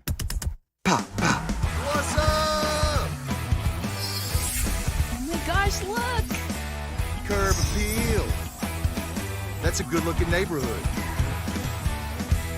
ReliefWindows.com. When is a taco more than just a taco? When it's Government Taco. Voted best tacos 3 years in a row by 225 Magazine, Government Taco puts the most delicious spin on tacos the capital area has ever seen. With creative combinations like the Magna Carrot, the Filibuster, or the Steak of the Union. Plus perfect tortilla chips paired with the best salsa and queso you've ever had. And happy hour every day from 3 to 6 p.m. and all day on Thursday. Government Taco, 5621 Government Street. Gulf Coast Office Products is a nationally recognized Savin office equipment dealer based right here in Louisiana. Over 100 employees strong, Gulf Coast has the boots on the ground to support all vertical markets, from education, engineering, legal, and finance. With the latest in office technology, from desktop to production segment units, Gulf Coast and Savin have the perfect fit for you. Call 225-756-2644. That's 756-2644 for Gulf Coast Office Products.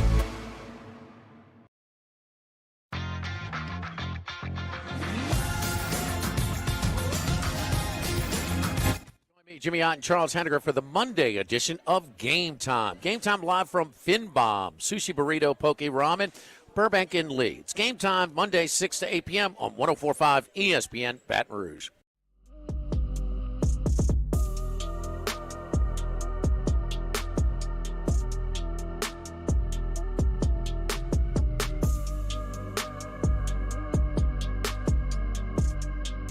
You're listening to Hunt Palmer on 104.5 ESPN Baton Rouge. It's the beauty of live radio. I can tease a segment coming in, say, oh, you want to do the baseball story or the football story? And the baseball story was what went on in the SEC, and I figured I'd get to that with Mark Etheridge, so we don't need to do that. We'll go with the football story, where there's this stupid list that I'm sure Matt's going to freak out about a little bit later. However, I'm not going to do either one of those stories because there's a news story that just came on the wire that we want to talk about. So I will. The SEC just announced its awards for the baseball season. And as you would expect, Paul Skeens won SEC Pitcher of the Year. Phenomenal season. He was the best pitcher in the SEC by a country mile. But that's not the biggest story for me here. The biggest story for me is that Dylan Crews was named the SEC Player of the Year.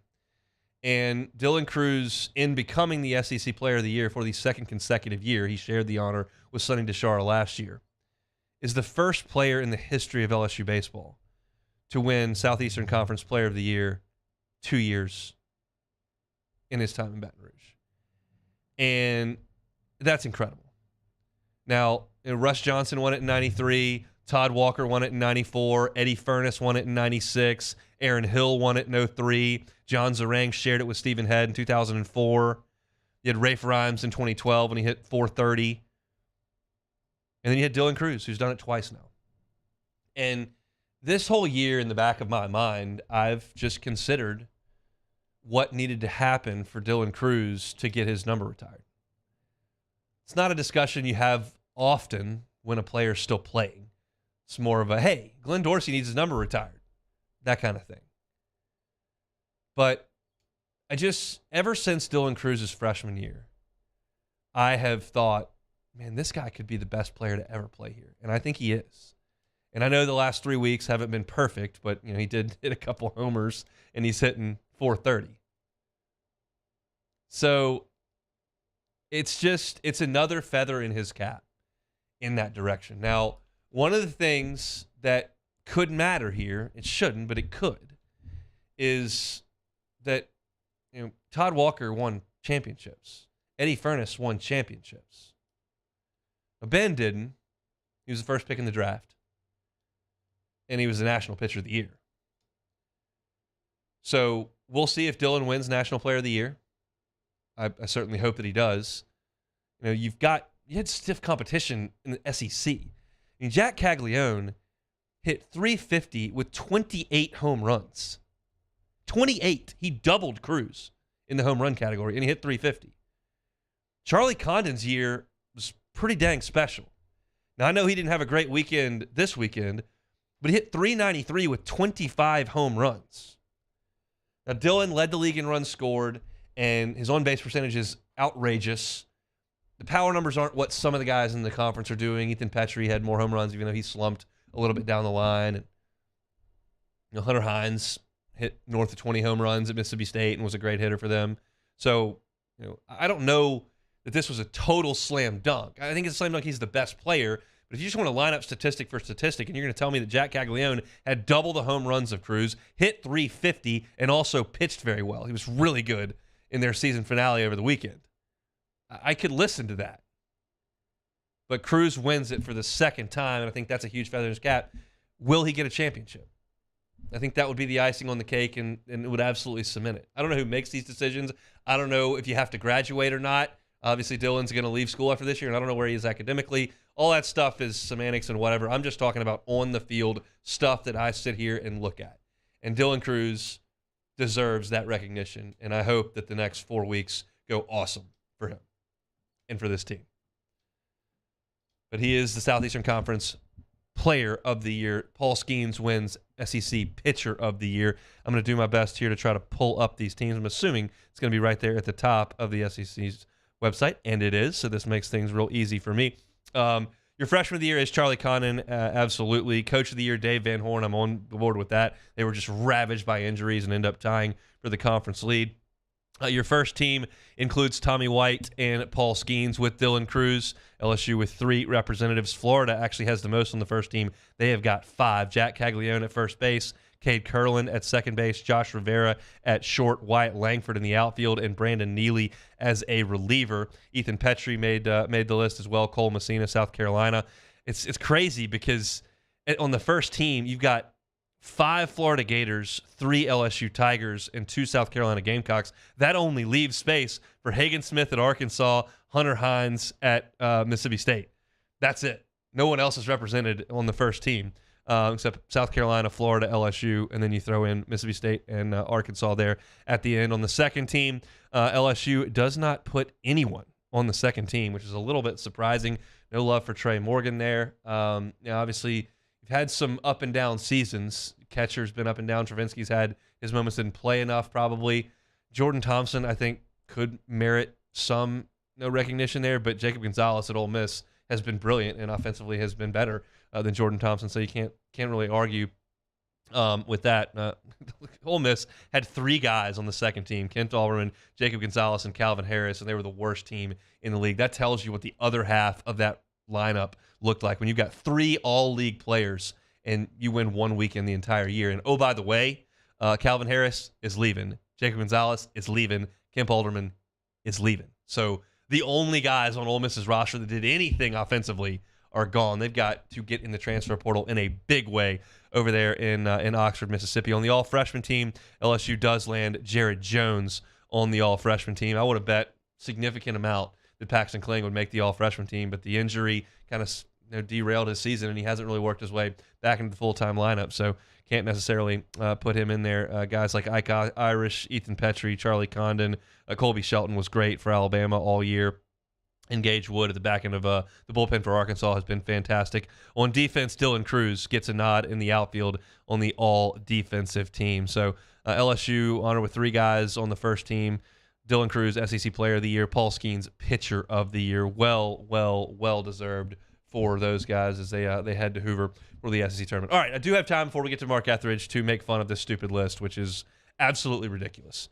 Bill Connolly, ESPN staff writer, decided to rank college football's 75 best quarterbacks of the 2000s. So that's a real recent thing. It's the only 23 years, top 75 quarterbacks. So when I say that, you, the listener, can immediately know where we're headed here. You're obviously thinking Joe Burrow here. I think obviously Cam Newton would come to your mind. Vince Young, Tim Tebow, these are the names that you think of as the best quarterbacks of the last 23 years. Johnny Manziel won the Heisman Trophy, sure. This list is so stupid. It's indefensible. I go towards the top, and let me just work you down from 5 just to blow your mind a little bit. We'll set the theater. At the 5 spot is Joe Burrow. Blurb said, after a decent first year's LSU, Burrow simply unleashed the best passing season we've ever seen in college football. Threw for 5,600 yards and 60 touchdowns, produced almost as many rushing touchdowns, 5, as interceptions, 6, and he led LSU to a national championship. He's got Joe Burrow at 5. I understand he only did it for 1 year. Okay. He's got Tim Tebow at 4. Now, you're going to have to work to find 3 careers more distinguished than Tim Tebow. He ran for 4,000. He ran and passed for 4,000 yards in one season in 2007.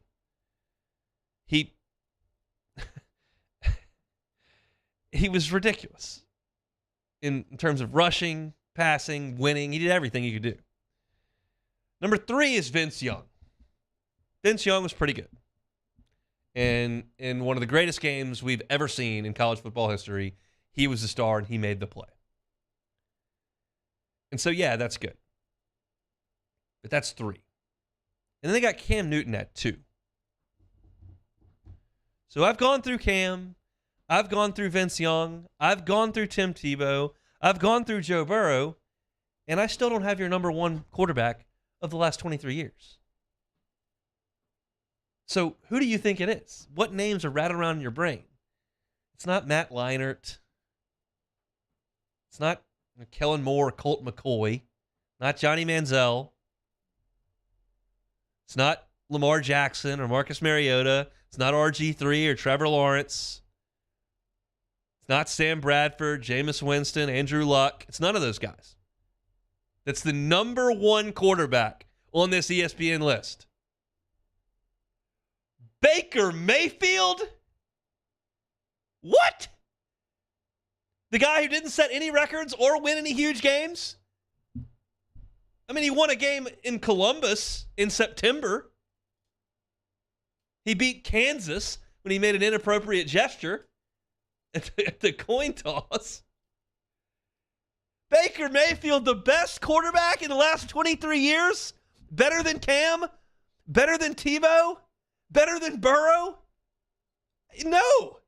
On no planet is that correct. I'll read you the blurb to see if he tries to defend it. Newton, Young, and Burrow had the best seasons. Mayfield had the best career. It began with him walking on at Texas Tech, quickly winning the starting job and throwing for 413 yards in his debut. He lost his job to injury and then traded up, landing at OU. The Sooners hadn't won an outright conference title since 2010, but he led them to 3 in a row with 3 top 5 finishes and 2 college football playoff bids. His storybook career ended with him throwing and rushing for 4,938 yards and 48 touchdowns, winning the Heisman and bringing OU to within an eyelash of the national title game. He was so good that despite non-prototypical size, the Cleveland Browns couldn't resist making the number 1 pick in the 2018 draft. So basically, Bill Connolly says because he started for more years and ran up numbers on Kansas, Texas Tech, TCU, and Kansas State, he's the best quarterback. Did you notice he said within an eyelash of the national final? He didn't even get there. They didn't win. I know they scored 100 points on Georgia in that game, but they didn't win. This is a stat compiler thing. And Tebow compiled way better stats and won 2 championships. This is indefensible on any level. One of the most ridiculous things I've ever seen on a meaningless list. There's no way you could defend that. Man, that guy was sick against Baylor. They probably scored 70. Come on, man. Win a playoff game. Win a championship. I don't care that you won the conference championship. You won Bedlam. Texas was in the dump for his entire career. No chance. Let's talk some baseball with Mark Etheridge next. Hunt Palmer on 104.5 ESPN Baton Rouge. One Bath and Closets, onebathandclosets.com is the website. David Duvall and his team have been in this business for 3 decades, redesigning and renovating bathrooms and now closets. How much better would your living situation be with the bathroom of your dreams? David Duvall and his crew can do it. You don't have to call 6 contractors to get it done. You call one. David Duvall handles it from start to finish. Maybe it's a full-scale renovation. The floors, the plumbing, the shower, got to knock out walls, the whole deal. They're licensed contractors. They can do it all. Maybe it's something simple like a tub-to-shower conversion. Totally change the aesthetic and the functionality of your bathroom. David Duvall and his team can do it. And on the closet side, what about a custom closet built to your specifications and your needs? They can do it, and if you tell them that the Hunt Palmer Show sent you, he's not going to charge you to rip out your current closet, not going to charge you for the installation labor for the new one, just going to charge you the cost of that unit. Onebathandclosets.com is the website, onebathandclosets.com. In times of need, get a full list of phone numbers, websites, and other important emergency information on the Demco Stormwatch page at 1045ESPN.com.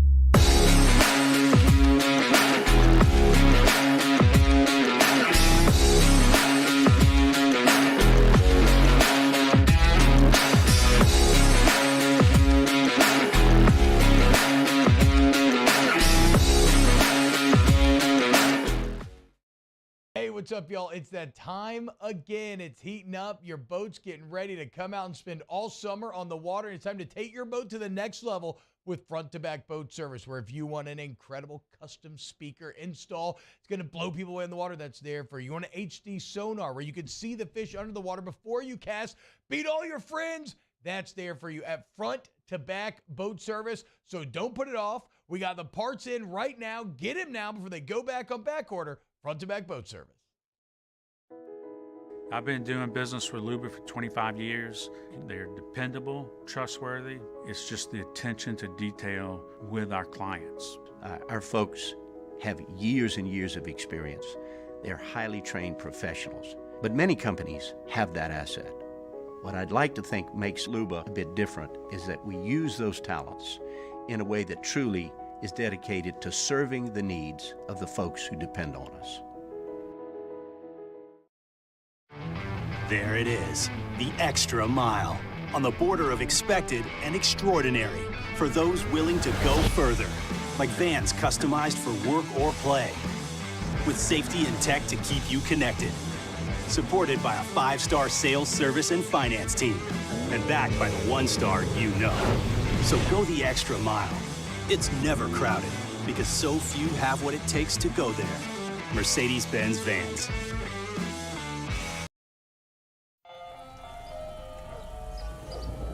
Hey there, little buddy. What's the matter? What's the matter? My windows, siding, and my door. That's what's the matter. Relief Windows can fix all of that. I got you. Pop, pop. What's up? Oh my gosh, look! Curb appeal. That's a good-looking neighborhood. ReliefWindows.com. When is a taco more than just a taco? When it's Government Taco. Voted best tacos 3 years in a row by 225 Magazine, Government Taco puts the most delicious spin on tacos the capital area has ever seen. With creative combinations like the Magna Carrot, the Filibuster, or the Steak of the Union. Plus perfect tortilla chips paired with the best salsa and queso you've ever had. And happy hour every day from 3 to 6. Henniger joined me and Jimmy out for our new show, Live at Lunch, starting 11 a.m. on Memorial Day. Can't shake this guy. Live at lunch, 11 to 1.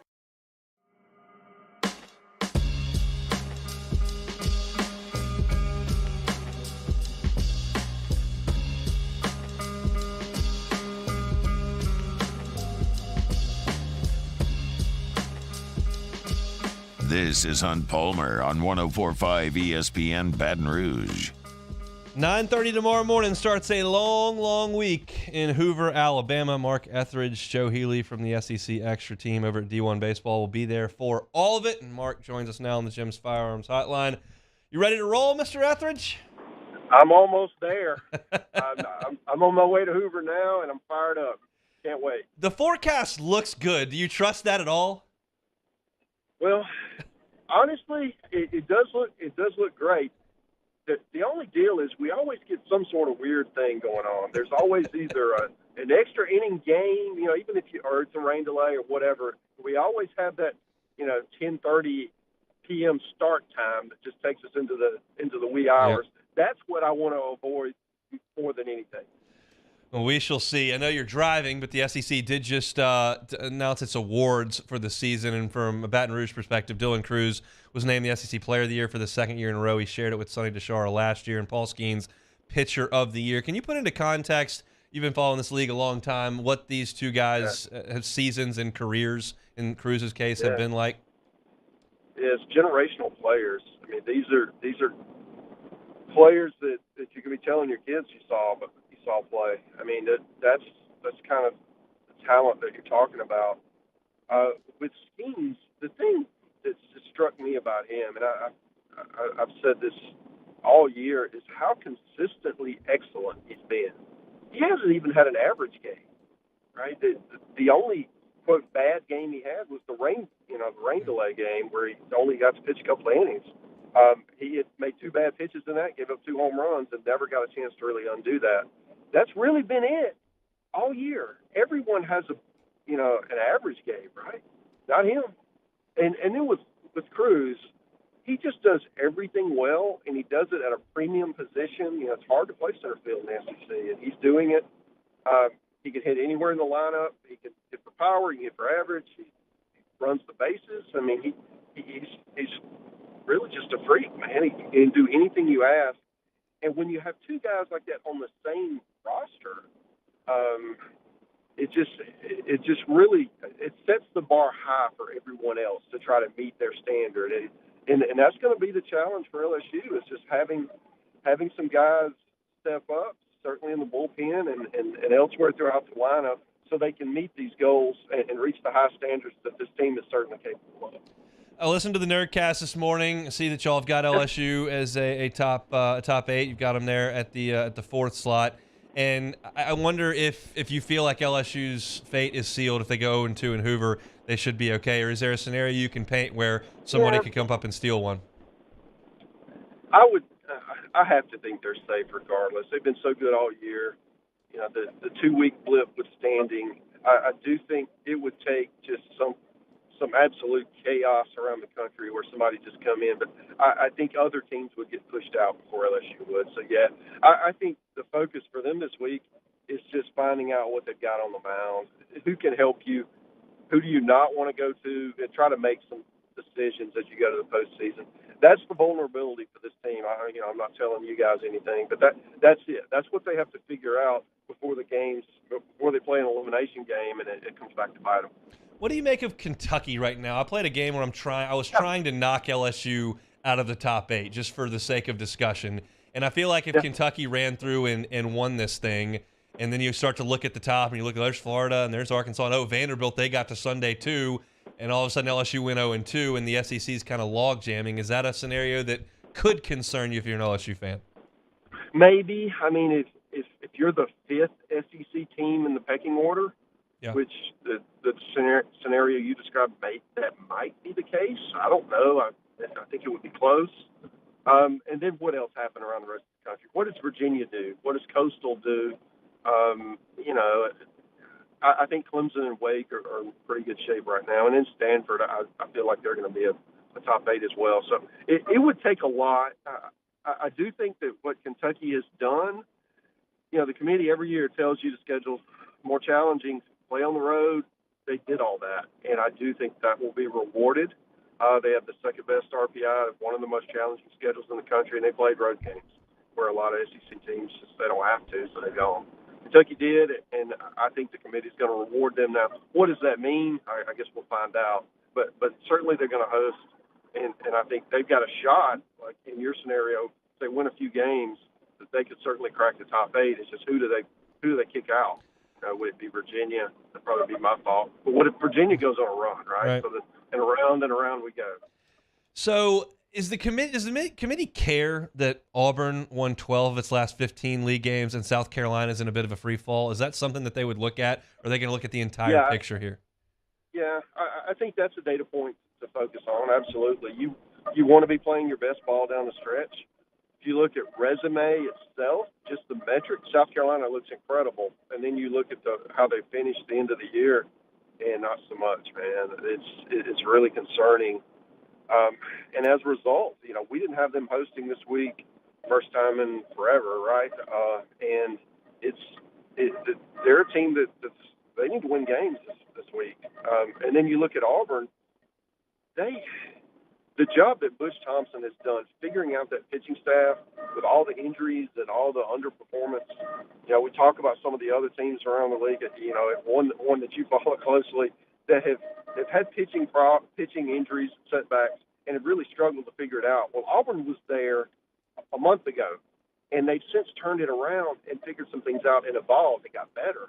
And it shows the coaching, right? That's what you attribute it to. Teams and players do get better as they go through these difficult challenges, and certainly that's what's happening with Auburn. Sometimes teams can get hot, and that happens. But when it happens 3 or 4 years in a row, and Butch has got those guys playing really well towards the end of May, I think it's not a coincidence. He's just a really good coach. Tennessee, can they play their way to a host? And how big of a nightmare 2 seed would they be? They're not coming to Baton Rouge, so that's comforting. But that's not a team I want to see show up as a 2. Absolutely, you're right on both those points. I think Tennessee has the pitching depth to make a run. They won the thing last year. They've got a lot of us. They have some guys who were there, pitched in those games, a few players in the field. So they have some experience. They should have some comfort. They played better down the stretch. They were a team at midseason, kind of like Auburn, that was really struggling, playing well, especially at home. Well, we'll see if this is their home away from home. They played so well here last year. I do think that if they do not host, which obviously they want to host because they play so well at home, it's a great home field advantage. But if they don't, you're right, that they do have some confidence after winning the road series in South Carolina. I think that would help them. And if they go into, like an ACC 2 seed or something like that, I would probably pick Tennessee to win that regional against the majority of the teams you put up against. How safe is A&M if they lose tomorrow to Tennessee? Yeah, right now it's a really soft bubble, and they are not particularly close to it. But I always hate to be definitive on this because you just don't know what other teams on the bubble, maybe they go on a winning streak, or teams just below the bubble right now can jump up. And then the other factor of this is, with stolen bids around the country, how much does that bubble shrink? And if it does, a lot of times they look for conferences that are kind of bloated, right, that have a lot of bids, and that's a place to cut. A&M is undoubtedly the 10th team in the SEC that's in the pecking order. So that would be a vulnerable position. So I think they're okay. 14 wins, the mid-30s RPIs is usually going to get you in. But, if you get some carnage this week, they're going to be sweating it out. Who do you feel best about in the Southeastern Conference winning a national championship? I would say Florida. Yeah. And that's because of the way Caglione has pitched the last 2 weeks. Yep. He's gone from being someone they would think, all of us, I don't know about them, but all of us were thinking maybe they should move him to the bullpen or give him a week off or something, into their best pitcher.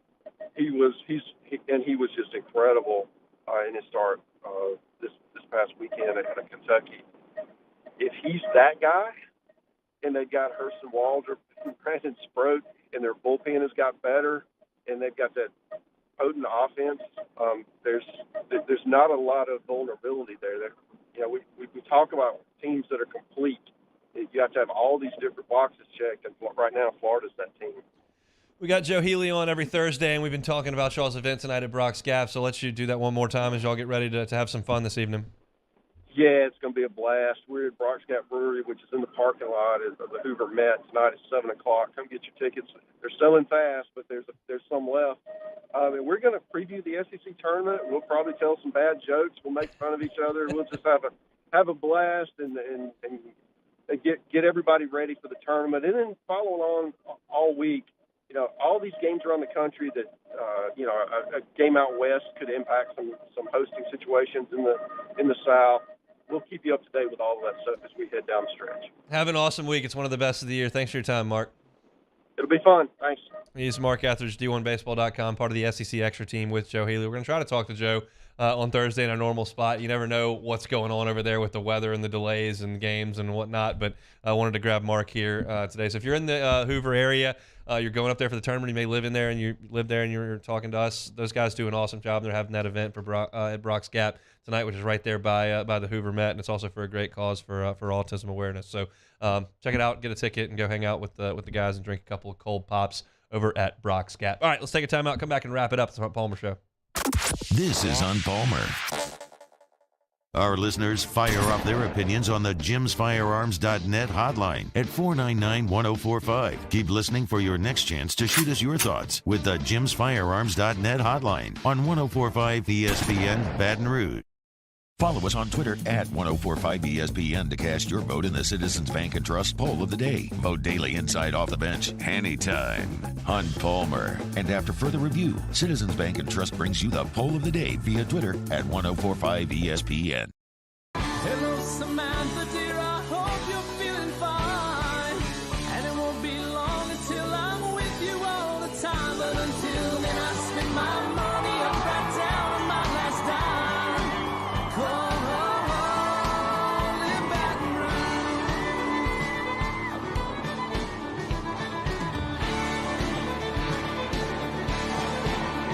Operator, what you put me on through? Gotta send my love down the Hey, what's up, y'all? It's that time again. It's heating up. Your boat's getting ready to come out and spend all summer on the water. It's time to take your boat to the next level with front-to-back boat service, where if you want an incredible custom speaker install, it's going to blow people away in the water, that's there for you. You want an HD sonar where you can see the fish under the water before you cast, beat all your friends, that's there for you at front-to-back boat service. So don't put it off. We got the parts in right now. Get them now before they go back on back order. Front-to-back boat service.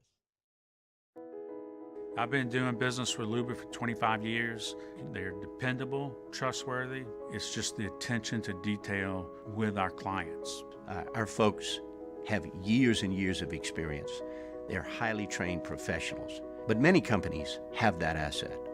What I'd like to think makes Luba a bit different is that we use those talents in a way that truly is dedicated to serving the needs of the folks who depend on us.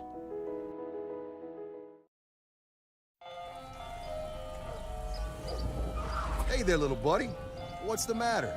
What's the matter? My windows, siding, and my door. That's what's the matter. Relief Windows can fix all that. I got you. Pop, pop. What's up? Oh my gosh, look! Curb appeal. That's a good-looking neighborhood. ReliefWindows.com. When is a taco more than just a taco? When it's Government Taco. Voted best tacos 3 years in a row by 225 Magazine, Government Taco puts the most delicious spin on tacos the capital area has ever seen. With creative combinations like the Magna Carrot, the Filibuster, or the Steak of the Union. Plus perfect tortilla chips paired with the best salsa and queso you've ever had. And happy hour every day from 3 to 6 p.m. and all day on Thursday. Government Taco, 5621 Government Street. Gulf Coast Bank and Trust is giving our customers the power to bank anywhere, anytime during this challenging event.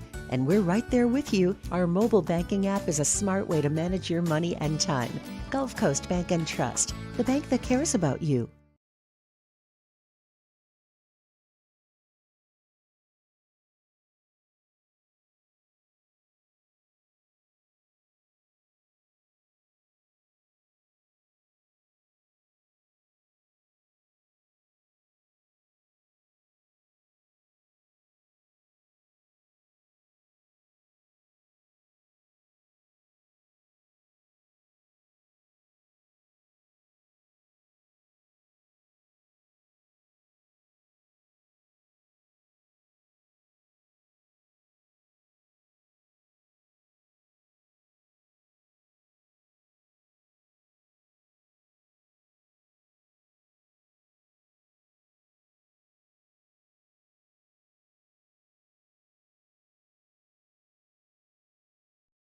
on Tuesday's OTB. The SEC tournament gets underway. Bringing you all the latest coverage. Plus, the latest from Saints OTAs as New Orleans Football's Nick Underhill stops by. Off the bench, 7 to 10 a.m., 104.5 ESPN.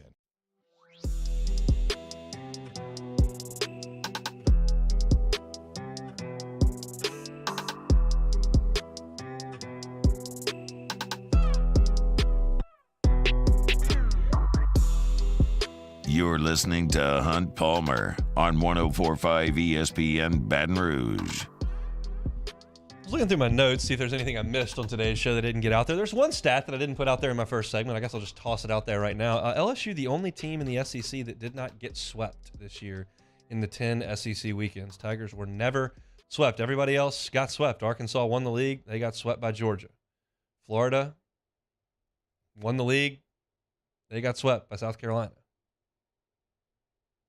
LSU never got swept. I don't know what that's worth, but point remains. It's kind of cool.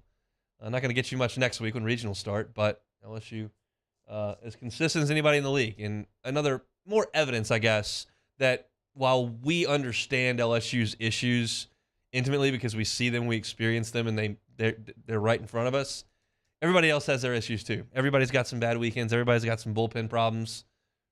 Everybody's leaving runners on base at times. You just got to hope you play your best ball when it counts the most. And that's next week when all the stress is induced. This week, going to have some fun in Hoover. We just had Mark Etheridge on. He thinks they're safe. I think they're safe. It's difficult to find a scenario. If you want to try to work yourself up into a tizzy with LSU in a top 8 seed, pull against Kentucky.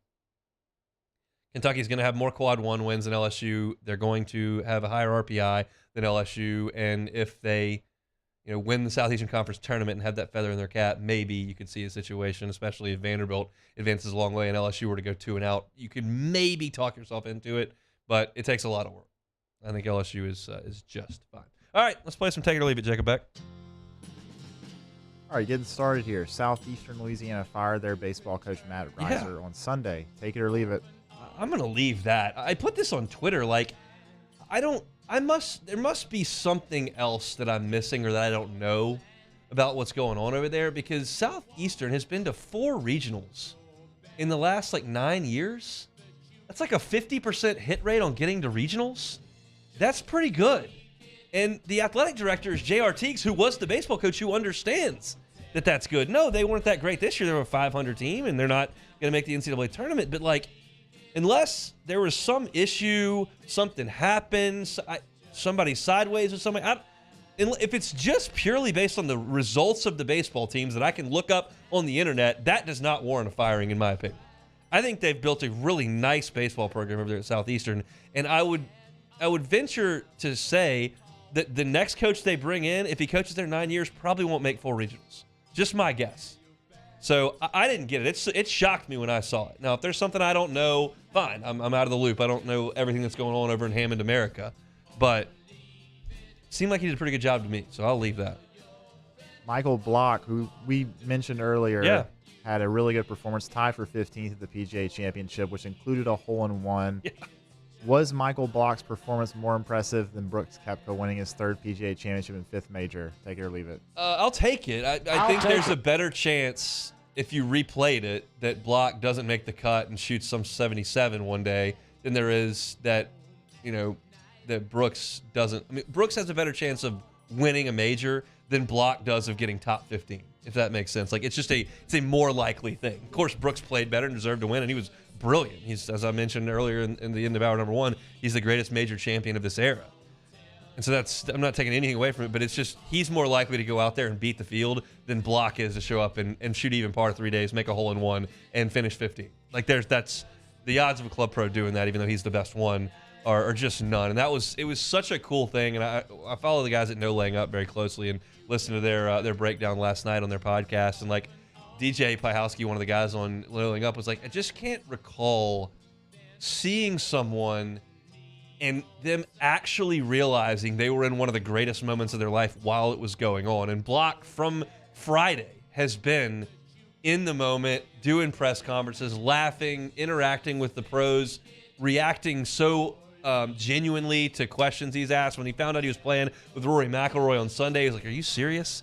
Oh my God, he got emotional talking about giving lessons on the back of the range and hanging out with the guys, and he's changed his life. He didn't get generational money. $288,000 is not some sort of generational wealth like hitting the Powerball. But, I don't know what his situation is, but if that's going to put his kids through college or that's going to pay off the house, or it's not that $288,000 probably means more to him than the whatever Brooks won, $2.5 million or whatever, after he got $100 from Liv. So financially, it was a huge deal for him. Emotionally, just being in the spotlight, and the hole-in-one is like, if that scene was in a movie, I think it was too cheesy to have that situation happen, and then for him to dunk it on the fly, and the up and down he made on 18 to make next year's tournament and get in the top 15. I could give him a bucket of balls and he might not be able to do it again. I mean, that to open the blade in that spinach and land it just in the rough and trickle onto the green to 15 feet with that many people watching with that on the line. Whoa, that was big time stuff. And it was a really, really cool story to watch in addition to seeing Brooks play the way that he did. So that was cool. All right, last one here. LeBron and the Lakers will stay alive tonight. Take it or leave it. I'll take it. I think they'll win tonight. I think this will be it for them. I think they'll win the 3-0 game. Maybe Denver kind of rest some guys, not for the game, but just in terms of the minutes. And I think that the Lakers will get this one, and that'll be it. Excited for tomorrow's show. 9:30 action over in Hoover, so we'll kind of be a post-game show for that. We'll have LSU's opponent. We'll check in on Saints OTAs. A lot going on, so I'm looking forward to that. Jimmy Ott's Game Time, 6 to 8 tonight. Matt's about to drive you home on After Review. See you tomorrow, same time, same place. The Hunt Palmer Show.